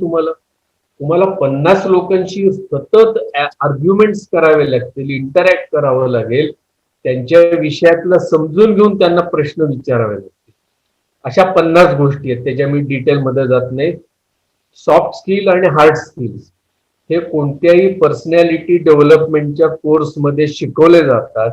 असा एखादा ऑनलाईन फुकट जिथे सर्टिफिकेट मिळणारे आहेत असा कोर्सेस तुम्हाला बसल्या बसल्या या लॉकडाऊनच्या काळामध्ये करता आले पाहिजे. पुढची स्लाइड. हे मी जे म्हणालो मगाशी त्या पद्धतीचं ते करता आले पाहिजेत. म्हणजे आता आपलं काय झाले की आपले 5W1H पक्के झाले, इन्व्हर्टेड पिरॅमिड पक्क झालेलं आहे, कुत्रा माणसाला चावणं हे माहित झालंय, जेफरसन माहितीये, डॅन माहितीये, पत्रकारिता माहित झाली. आता सेगमेंट मध्ये कुठला प्रवेश करायचा आहे मीडिया आणि एंटरटेनमेंट इंडस्ट्री मधलं हे पण आपण निश्चित केलेलं आहे. आपल्याला माहित झालंय की प्रिंटच्या पलीकडे, इलेक्ट्रॉनिक मीडियाच्या पलीकडे पण 25 असे सेगमेंट आहेत. त्याचं झाड पण आपल्याला माहित झालंय, जे तुम्ही पाहिलं. सॉफ्ट स्किल पण माहित झाले, हार्ड स्किल्स पण माहित झाले त्याच्यामध्ये. मग आता पुढचा प्रश्न येतो त्याच्यामध्ये कंटेंटचा, की तो कसा काय आपण करणार आहे. पुढची स्लाइड घे. आता हे मी माझं जे मत होतं तुम्हाला की ते कसं करायचं, की लटका त्या झाडाला त्याच्यामध्ये मीडियाच्या लटकत राहायचे, प्रयत्न करत राहायचे, त्याच्यामध्ये उलट करा पिरॅमिड बातमी. आता तुम्हाला आम्हाला शिकवलेलं जे होतं इन्व्हर्टेड पिरॅमिड त्याच्या विरुद्धच्या गोष्टी आपण मोबाईल जेव्हा उघडतो आणि बातम्या पाहतो त्याच्यामध्ये की काय म्हणाले उद्धव ठाकरे फडणवीसांना असा प्रश्न विचारून लीड केली जाते पहिली, आणि शेवटी ती बातमी असते की ते असं म्हणाले की 30 वर्ष जर का आम्हाला एकत्र राहून काही मिळालं नाही तर आता काय मिळणार आहे. म्हणजे इन्व्हर्टेड पिरॅमिडच्या एकदम उलटी बाजू त्यांनी दाखवलेली आहे. आता हे जे आपण म्हणतोय की हे कंटेंट मला करता आलं पाहिजे. पुढचं दिव्या, पुढची स्लाइड. आता मी एक माझा जो अंदाज आहे की त्याचं जे काही म्हणजे त्याचा जो स्कोप आहे जो आपल्या विषयामध्ये होतो, काय स्कोप आहे त्याच्यामध्ये, की 100 भाषांमधले लाखभर दैनिक आहेत आपल्याकडे, तितकेच नियतकालिक आहेत, दशलक्ष पोर्टल्स आहेत, कोट्यवधी फेसबुक पेजेस आहेत, OTT मंचावरील हजारो चित्रपट आहेत, FM चॅनल्स आहेत, ऑडिओ बुक्स आहेत, पॉर्न वेबसाइट्स पासून ते धार्मिक बुवाबाजी करणाऱ्या लोकांच्या वेबसाईट आहेत, राजकीय पक्ष आहेत, त्यांचे सटर फटर पुढारी आहेत. प्रत्येकाला सोशल मीडियामध्ये फेसबुक पेज करायचंय, काहीतरी करायचंय. त्याला प्रकाशन संस्था आहेत, व्हिडिओ ऍप्स आहेत, व्हिडिओ ऑन डिमांड आहे, युट्यूब आहेत. या सगळ्यांना रोजच्या रोज काहीतरी मराठी, इंग्लिश, हिंदी किंवा अन्य भाषेमधला काहीतरी कंटेंट लागणार आहे. कारण त्यांना इन्फो रीच वेबसाईट बनवायची, इन्फो रीच फेसबुक पेज बनवायचे, त्यांना फोटोग्राफ्स लागणार आहेत, त्यांना व्हिडिओज लागणार आहेत, त्यांना आर्ग्युमेंट करणाऱ्या गोष्टी लागणार आहेत. कारण त्यांच्या वेबसाईट, फेसबुक पेज, ग्रुप्स त्यांना जास्त लोकांपर्यंत पोहोचवायचे. मग असं जेव्हा म्हणतो तुम्हाला की एवढा जर का वाव आहे तुम्हाला, तर मग तुम्ही झोपलेले कसे काय, मग अजून कशाला झोपा काढताय या काळामध्ये, लॉकडाऊनच्या काळामध्ये. हे यायला मिळत नाही आम्हाला, अमुक प्रयत्न करावे लागतील तुम्हाला. जगभर काय करतायत लोक, का म्हणून सगळं बंद असताना सुद्धा मीडिया कसा काय वाढतो, मग कशामुळे वाढला? कोरोनाच्या नंतर तर पूर्ण स्थिती बदललेली आहे.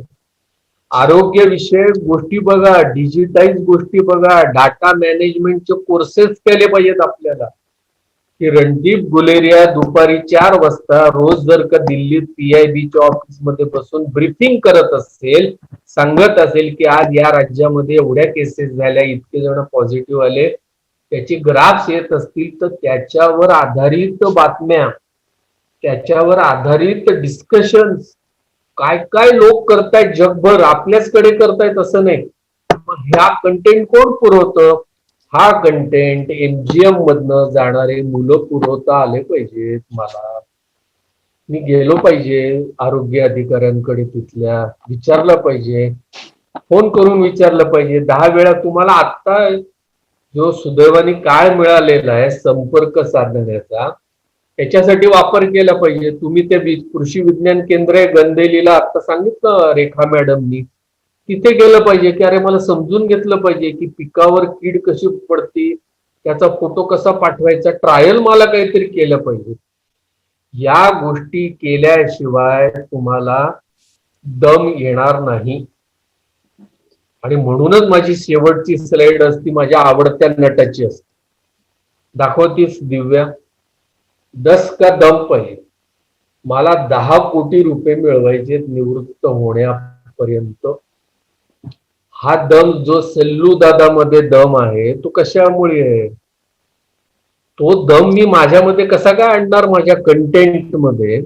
हा सर्वात महत्वाचा प्रश्न आहे. आणि तो तुम्हाला त्याची चिंता याच्यासाठी न करता आली पाहिजे की तुम्ही MGMच्या अभ्यासक्रमामध्ये शिकताय, तुम्हाला रेखा शेळके, दिव्या कांबळे, राठोड यांच्यासारखे मार्गदर्शक आहेत, प्रवीण बर्दापूरकरांसारखे आहेत, आणि मी व्यंकटेश केसरी असो, जतीन देसाई, आम्ही तर आहोतच तुमच्या बरोबर. कधी फोन केला विचारलं तर तुम्हाला विचारलं पाहिजे, तुम्ही तर तेव्हा खूप गप्पा मारल्या, तर सांगा मला आता काय करता आलं पाहिजे. तेवढंच मला तुमच्या बरोबर शेअर करायचं होतं. काही तुमचे प्रश्न असतील तर मला विचारा. कशा पद्धतीने तुम्ही माझं म्हणणं शांतपणे ऐकून घेतलं त्याबद्दल धन्यवाद.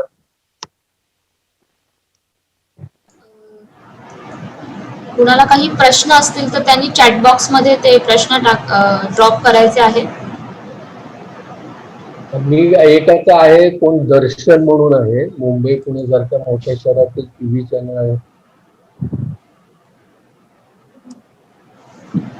सर दर्शन TV चॅनल मध्ये एंट्री असं त्याचं चाललेलं आहे. हो. त्याच्या सुदैवाने असं झालेलं आहे की माझ्या वेळेस प्रमाण भाषा ही बोलता येण्याची गरज होती. तुम्हाला चांगलं शुद्ध मराठी बोलता यायला पाहिजे असं मानलं जायचं. जे आपण मराठवाड्यातले आहोत सगळेजण न आणि न याच्या उच्चारणामध्ये आपण खूप घोटाळे करायचो, अजूनही आपण करतो. त्याच्यामुळे त्यावेळेस अवघड होतं.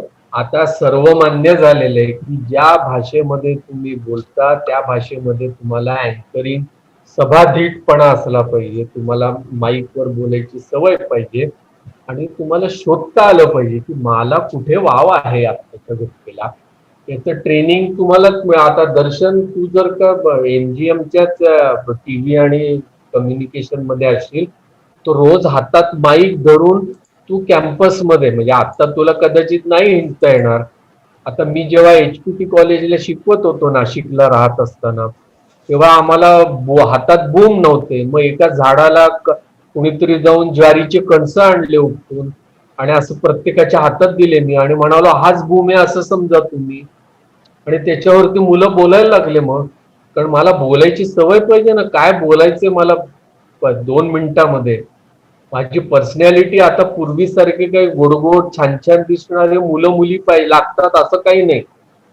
तुम्हाला कंटेंट कळतो का नाही आणि तुम्हाला ऍप समजलंय का त्याच्यामध्ये काय नेमकं करायचं ते, त्याच्यामुळे याचा अभ्यास तुला करायला पाहिजे. आता न्यूज अँकर होण्यासाठी सुंदर दिसणं गरजेचं आहे असं कोणीतरी ऋषिकेश मोरे अजिबात असं नाहीये.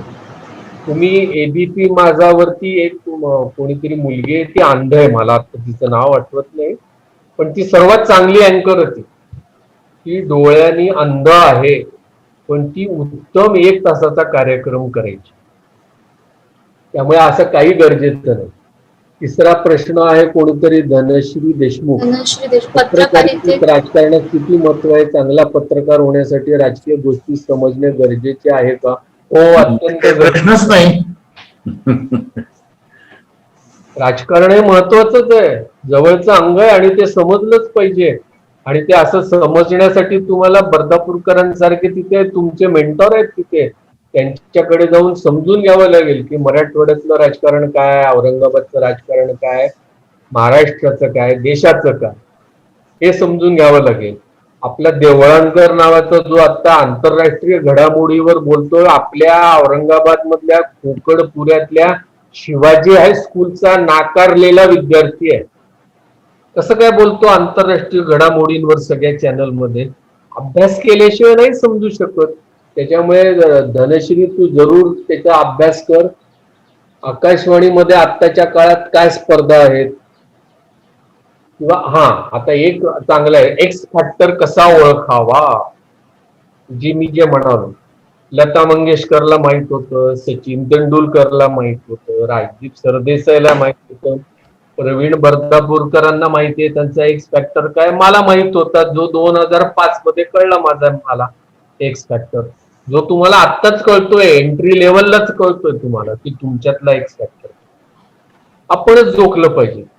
अनेक ऍप्स आहेत, फिल्टर्स आहेत, त्याचे ऑनलाईन तुम्ही परीक्षा देऊन करू शकता, खेळू शकता त्याच्यामध्ये की एक्स फॅक्टर आहे. माझी आवड काय हे आधी मला लक्षात आलं पाहिजे, आणि या आवडीतून मला पैसा मिळणार आहे का? पण पैसा हा माझ्या दृष्टीने महत्वाचा भाग आहे, तो आपण मानला पाहिजे आणि ते ओळखलं पाहिजे. PR एजन्सीचा रोल काय आहे असं कोणीतरी दर्शननीच विचारलं. PR एजन्सीचा रोल अत्यंत महत्वाचा आहे. सध्या सगळे पत्रकारितेमधले लोक मोस्टली 90% हे PR करतात. PR स्वरूप बदललेलं आहे. निवडणुका आल्या की त्या बदललं जातं PR स्वरूप, आणि त्याच्यासाठी पैसा मिळतो. पूर्वी मिळत नव्हता, आता पैसा मिळतो. तो बातम्यांमधनं मिळतो, तो व्हिडिओ मधनं मिळतो, तो खोट्या व्हिडिओ मधनं मिळतो. मी तुम्हाला ते मगाशी एक स्लाइड दाखवली, त्याच्यात असं म्हणालो, फेक न्यूजचं मार्केट हे सर्वाधिक आहे आत्ताच्या घडीत. अरे पण फेक न्यूज करायला दम लागतो ना, तुम्हाला समजलं पाहिजे ना त्याच्यासाठी कोणती फेक न्यूज करायची. आणि मग फेक न्यूज केल्यावरती काय केलं जातं याच्यासाठीचं पण मार्केट आहे, ते शोधून काढणार. औरंगाबादचाच एक मुलगा आहे कोणीतरी, आता बहुतेक NGMचाच असावा तो, त्यांनी एक फेक न्यूज डिटेक्ट करणारा ऍप काढलेला आहे. तो मला पाठवत असतो, म्हणजे मलाही कधी वेळा शंका आली तर मी त्याच्याकडे पाठवतो, करतो तो. म्हणजे अर्थार्जन करण्यासाठीचा माझा व्यवसाय काय, माझं पॅशन काय, माझी आवड काय, ते आपल्याला बघितलं पाहिजे. आता एक कोण संकेत मंदिलवार यांचा प्रश्न आहे, which journalism is supreme fact based opinion based. जर्नलिझमच आहे मुळात सुप्रीम, त्याचे भाग अनेक गोष्टी करता येतील. एकूण 28 त्याचे आता जर्नलिझम मधले मानले जाणारे स्ट्रीम्स आहेत वेगवेगळे. काहीही होऊ शकतं तुम्हाला. हे बघा, पॉर्न वेबसाईट वरती मी जेव्हा जातो आणि जेव्हा भाभी आणि मल्लू हे देशी पॉर्न बघतो त्याच्यामध्ये, तेव्हा अनेक असे फोन नंबर्स येतात त्याच्यामध्ये, कॉल मी, अमुक करा. हे जे नेटवर्क असतं ना, सगळे पैसे देणारं नेटवर्क, आणि एवढं सोपं नाहीये, याच्यामध्ये धाडस पण आहे. याचा अर्थ पॉर्न वेबसाईट वरती आपल्याला काम करायचे, लोक करतात, करिअर करतात त्याच्यामध्ये. पैसे मिळवण्याचं साधन माझं पॉर्न वेबसाईट आहे, पण मी व्यक्तिगत जीवनामध्ये माझ्या इतका दुसरा धार्मिक माणूस कोणी नाही. असं करणारे लोक आहेत, त्यांनी ओळखलंय की मला कुठे पैसे मिळू शकतात आणि मला पुढचं करिअर काय करायचं. त्यामुळे धारकर होताच की आपल्या काळामध्ये. हो, धारकर होतात, बरोबर. किंवा डेबोनियर सारखं मासिक ते जे चालायचं त्याच्यामध्ये. आता याचा एक ओपिनियन्स बेस्ड. आता ओपिनियन घ्यायचे म्हणजे नेमके काय करायचे, प्रतिक्रिया विचारणं असं आहे का त्याच्यावर आधारित काही गोष्टी करायच्या. म्हणजे अगदी रुटीन असतं की दिलीप कुमार गेला, मग त्या प्रत्येकाला विचारतात प्रतिक्रिया, मग कोणी रडतं, कोणीतरी काहीतरी आठवण सांगतं, त्याच्यामध्ये. मग राजकीय बेच्यावरचं ओपिनियन आपल्याला जर का घ्यायचं असेल आता, मग आता सारंग टाकळकर जो आहे औरंगाबाद मधला, हा सर्वेक्षण करतो. हा केव्हा करतो? निवडणुका जवळ आल्यावर करतो. की आता MIM ला किती वाव आहे औरंगाबाद मध्ये, भाजपला किती आहे. म्हणजे आता होणाऱ्या ज्या संभावित निवडणुका आहेत आता औरंगाबाद महापालिकेच्या, त्यावेळेस तुमच्या डिपार्टमेंट मधले 25 मुलं तरी प्रत्येक वॉर्डामध्ये शिरून आत्ताच त्यांनी सर्वेक्षण सुरू केले पाहिजे. तुम्हाला जसं जमेल तसे व्हिडिओ केले पाहिजे. की लोक म्हणतात की आमचे प्रश्न सुटलेले नाहीत, असं तुम्ही जेव्हा करायला जाल त्याला हिट्स मिळतील, लाईक्स मिळतील. मी पोस्ट केली तर मला 5 लाईक मिळत नाहीत, त्याची मला खंत आहे. अरे मी एवढं चांगलं लिहितो, असे माणसं शोधून काढा, त्यांना टॅग करा आणि त्यांना म्हणा फेसबुकचं अल्गोरिथम मी शिकलेलो आहे, मला माहितीये की ऑप्टिमायझेशन कसं करायचं. मला तुम्ही देता का पैसे? तुमच्या एका पोस्टला मी 100 लाईक मिळवून देतो, मला 2000 रुपये द्या तुम्ही. माझं अर्थार्जन झालं, संपलं. मला फेसबुकचं अल्गोरिथम समजलेलं आहे. मग हे तुम्ही शास्त्र शिकत असल्यामुळे तुम्हाला हे जास्त सोपं आहे, जे माझ्या पिढीला अवघड होतं. हा त्या प्रश्नाचं उत्तर झालं. आता एक उत्तम अँकर होण्यासाठी काय केलं पाहिजे, किंवा अँकर व्हायचं असेल तर आधी प्रिंट मीडियामध्ये काम केलं पाहिजे का? कोणत्याही मीडियामध्ये जा, प्रिंट मीडिया हे बेस आहे त्याचा. आज जे काही यशस्वी झालेले आहेत देशभरामध्ये किंवा जगभरामध्ये, हे सगळे प्रिंट मध्ये होते. आपले CNN वरती 1 तासाचं रोज रात्री जगभर ज्यांचं मानलं जातं असे फरीद झकिरिया जे आहेत ते आपल्या औरंगाबादचे आहेत, आणि त्यांचं पण उर्दू पेपर मध्ये जर्नलिझम झालेलं आहे त्यांचं. आज तो जगभरामध्ये मोठा माणूस झालेला आहे. सगळं आपणच होतं. मी तुम्हाला तेच सांगतो, एक फॅक्टर अक्षय बर्दापूरकरला कसं काय लक्षात आलं, इतका टवाळखोर मुलगा औरंगाबादचा, ज्याला काही करता नाही आला, तो एकदम प्लॅनेट एमचा हेड होतो. आणि तो माझा नातेवाईक आहे बरं का, तुम्हाला नाही म्हणाला पण तो माझा नातेवाईक आहे म्हटलं.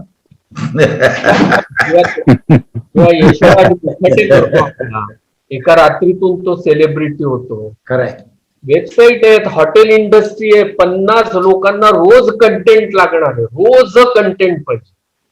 आणि मला असं वाटतं की तुमच्या जर्नलिझम डिपार्टमेंट मध्ये 4 वेगवेगळ्या स्ट्रीम मध्ये तुम्ही शिकवता आहात. तुम्ही आता घरी बसलेला आहात, उचलायचा फोन लावायचा 50 वेळा नाही म्हणतील. कोण ते तुमचे कलेक्टर, कोण चव्हाण का कोण आहेत ते कदाचित नाही म्हणतील. 10 वेळा फोन लावल्यावर तुम्हाला म्हणू शकतात की चला माझ्या गाडीत बसा, मी तुम्हाला दाखवतो कोविडचं काय चाललंय, लोक लशी घेतात का नाही, व्हिडिओ बनवा, टाका. राजदीप सरदेसाईच्या बाबतीतली घटना होता. साताऱ्याचा एक शेतकरी होता. माझ्या एका व्याख्यानामध्ये मी म्हणालो होतो की पुरामध्ये अडकलेल्या पंचगंगेमधल्या पुरात एक मुलगा लहान अडकला, त्याच्या जवळ हा होता, यांनी व्हिडिओ काढला, त्यांनी मला पाठवला आणि मला म्हणाला, सर तुम्ही व्याख्यानामध्ये म्हणाला होता की राजदीप सरदेसाईला पाठवलं आणि पंचगंगेच्या पुराने वेढलेलं आहे, हे कोणाकडे नाही, एक्सक्लुझिव्ह असणार आहे, मला त्यांनी 10,000 रुपये दिले तर मी देतो, शेअर करतो. मी त्याला राजदीपचा नंबर दिला, त्यांनी फोन लावला, राजदीपनी ते चालवलं त्याच्या इंडिया टुडे वरती, त्याला 10,000 रुपये मिळाले. त्यांनी त्याचा जीव धोक्यात घातला ना त्या व्हिडिओसाठी. मग MGMचे विद्यार्थी काय आता नुसते लॉकडाऊन मध्ये गप्प बसले असतील तर मग मला माझ्या बोलण्याला काहीच अर्थ नाही.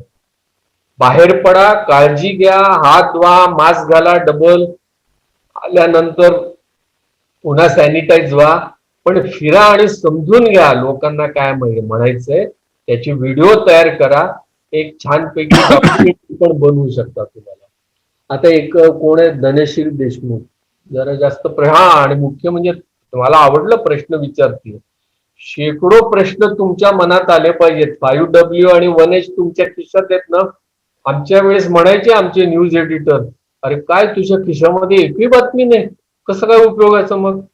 आता व्यंकटेश केसरी इतके ते रिपोर्टर होते माझ्या बरोबर, या खिशातून कागद काढ, त्या खिशातून कागद काढ, वरतून कागद काढ, असे सगळे जमून संध्याकाळी यायचे, पुढचे 3 तास लिहित बसायचे, हाताने लिहावं लागायचं. एवढं त्याचं कारण होतं. त्याच्यामुळे सोर्स निर्माण करणं हे सर्वात पत्रकारितेमधलं महत्वाचं एक गमक आहे.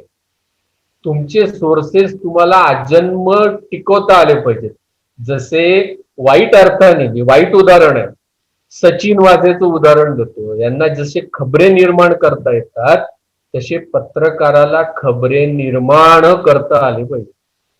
सचिन वाझे उघडतोय का तोंड? नाही, कारण त्याच्या सोर्सला त्याला दुखवायचं नाही. त्याच्या बाबतीतली आपल्या औरंगाबादला ज्या होत्या त्या कमिशनर बाई, आता मला नाव आठवत नाहीये, त्यांनी सचिन वाझेच्या विषयीच मीरा बोरवणकर त्यांचा एक व्हिडिओ आहे बघा, तो व्हायरल झाला सचिन वाझेच्या नंतर. त्यांनी त्याच्यात ऍडमिट केलंय की सचिन वाझेचे जेवढे स्ट्रॉंग सोर्सेस आहेत तेवढे आमचे कोणाचेच नाही. तसे माझे सोर्सेस असले पाहिजे आणि ते मला डेव्हलप करता आले पाहिजे. हे एका रात्रीतून होणार नाही, त्याच्यासाठी खूप घासावं लागेल. त्याच्यासाठी सलमान खान सारखा अंगात दम आणावा लागेल आपल्याला. आणि तुम्हाला केसरी आणि बर्दापूरकर हे अधिक चांगलं त्याच्याविषयीच सांगू शकतील सोर्सेसच्या विषयी.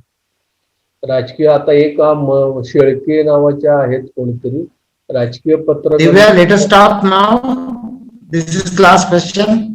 येस येस येस, हा शेवटचा प्रश्न असणार आहे. वेळेचा अभाव असल्यामुळे आपण प्रश्न घेणं थांबवतोय. Sir please.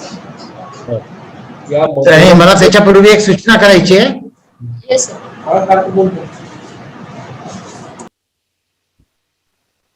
संपवण्यापूर्वी मी एक सूचना करेन. हो सर. आता हा प्रश्न असा होता की राजकीय बीट मध्येच काम केलं तर लोक उत्सुकतेने वाचतात असं त्यांचं म्हणणं आहे. पण आता काय आहे की आता बाप दाखवणे तर श्राद्ध कर असं जे म्हणायचे ना पूर्वीच्या काळी, तसं आता प्रत्येक गोष्टीला आपल्याला पुरावे देता येऊ शकतात, त्याचे सर्वेक्षण झालेले. त्यामुळे ह्या म्हणण्यामध्ये तसं तथ्य नाही. लोक वाचतात, त्याचं कारण असं की दिवस रात्र प्राईम टाइम मध्ये तेच सांगितलं जातं. अन्य गोष्टी तेवढ्या रंजक पद्धतीने आजही येत नाही. आता त्याचं प्रमाण लॉकडाऊन मध्ये खूप कमी झालंय राजकीय बातम्यांचं, की त्याचं जे पर्सेंटेज होतं व्ह्युअरशिप, त्याला TRP म्हणतो, ते निर्माण करावं लागतं. आणि ते निर्माण करण्याची कला आहे जी तुम्हाला त्या कोर्सेस मध्ये शिकवली. हा माझ्या शेवटच्या प्रश्नाला उत्तर होतं. तुम्ही मला कधीही 9881098156 वर मिस कॉल देऊ शकतात. मी पुण्यात जरी राहत असलो तरी मिस कॉलला मी लगेच उत्तर देतो त्याच्यामध्ये की काय. मी पुणेरी नाही. एवढंच मला सांगायचं होतं. तुम्ही ऐकून घेतलं माझं 1.5-2 तासापासून, त्याबद्दल धन्यवाद. थँक्यू प्रवीण. मित्रांनो, मी तुम्हाला मध्ये थोडस शेवट करण्याच्या आधी दिव्या एक मिनिट, की काल कार्यक्रम संपल्याच्या नंतर जेव्हा सातोकरांशी बोलणं झालं, तर सातोकर असो किंवा आता निशिकांत भालेराव असो किंवा याच्यानंतर जे कोणी येणारे वक्ते असतील, त्यांचे आम्ही ईमेल ॲड्रेसेस तुम्हाला देऊ. तुमचे प्रश्न जे आहेत ते तुम्ही त्यांना ईमेल करा आणि ते जर अलाउ करत असतील, त्यांची जर संमती असेल तर त्यांना त्यांच्या दूरध्वनी आपला सेलफोनवर कॉन्टॅक्ट करा. विजय सातोकरचा ईमेल जो आहे तो विजय.सातोकर SATOKER विजय.सातोकर@gmail.com. निशिकांतचा ईमेल निशिकांत सांगेल.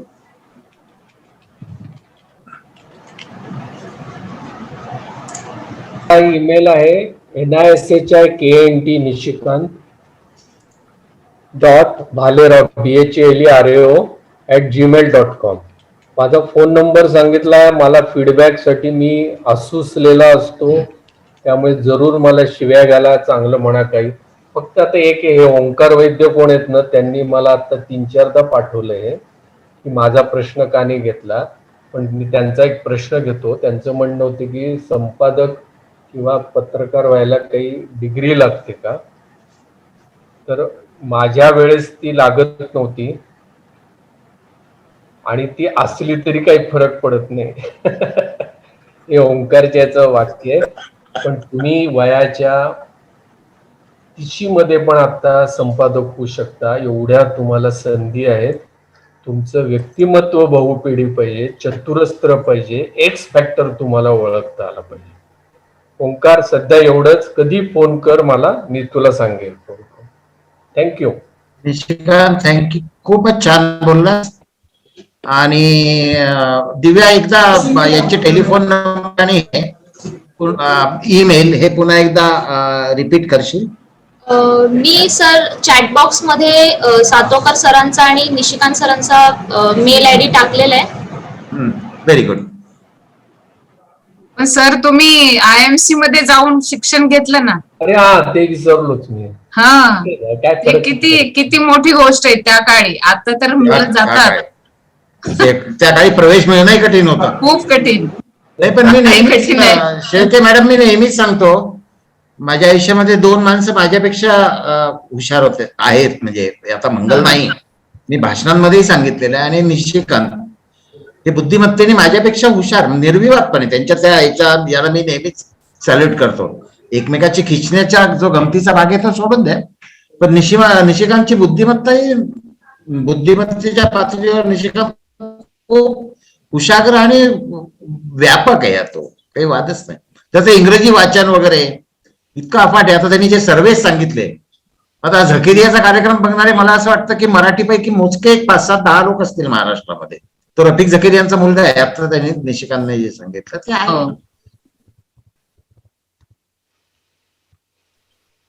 हा दिव्या,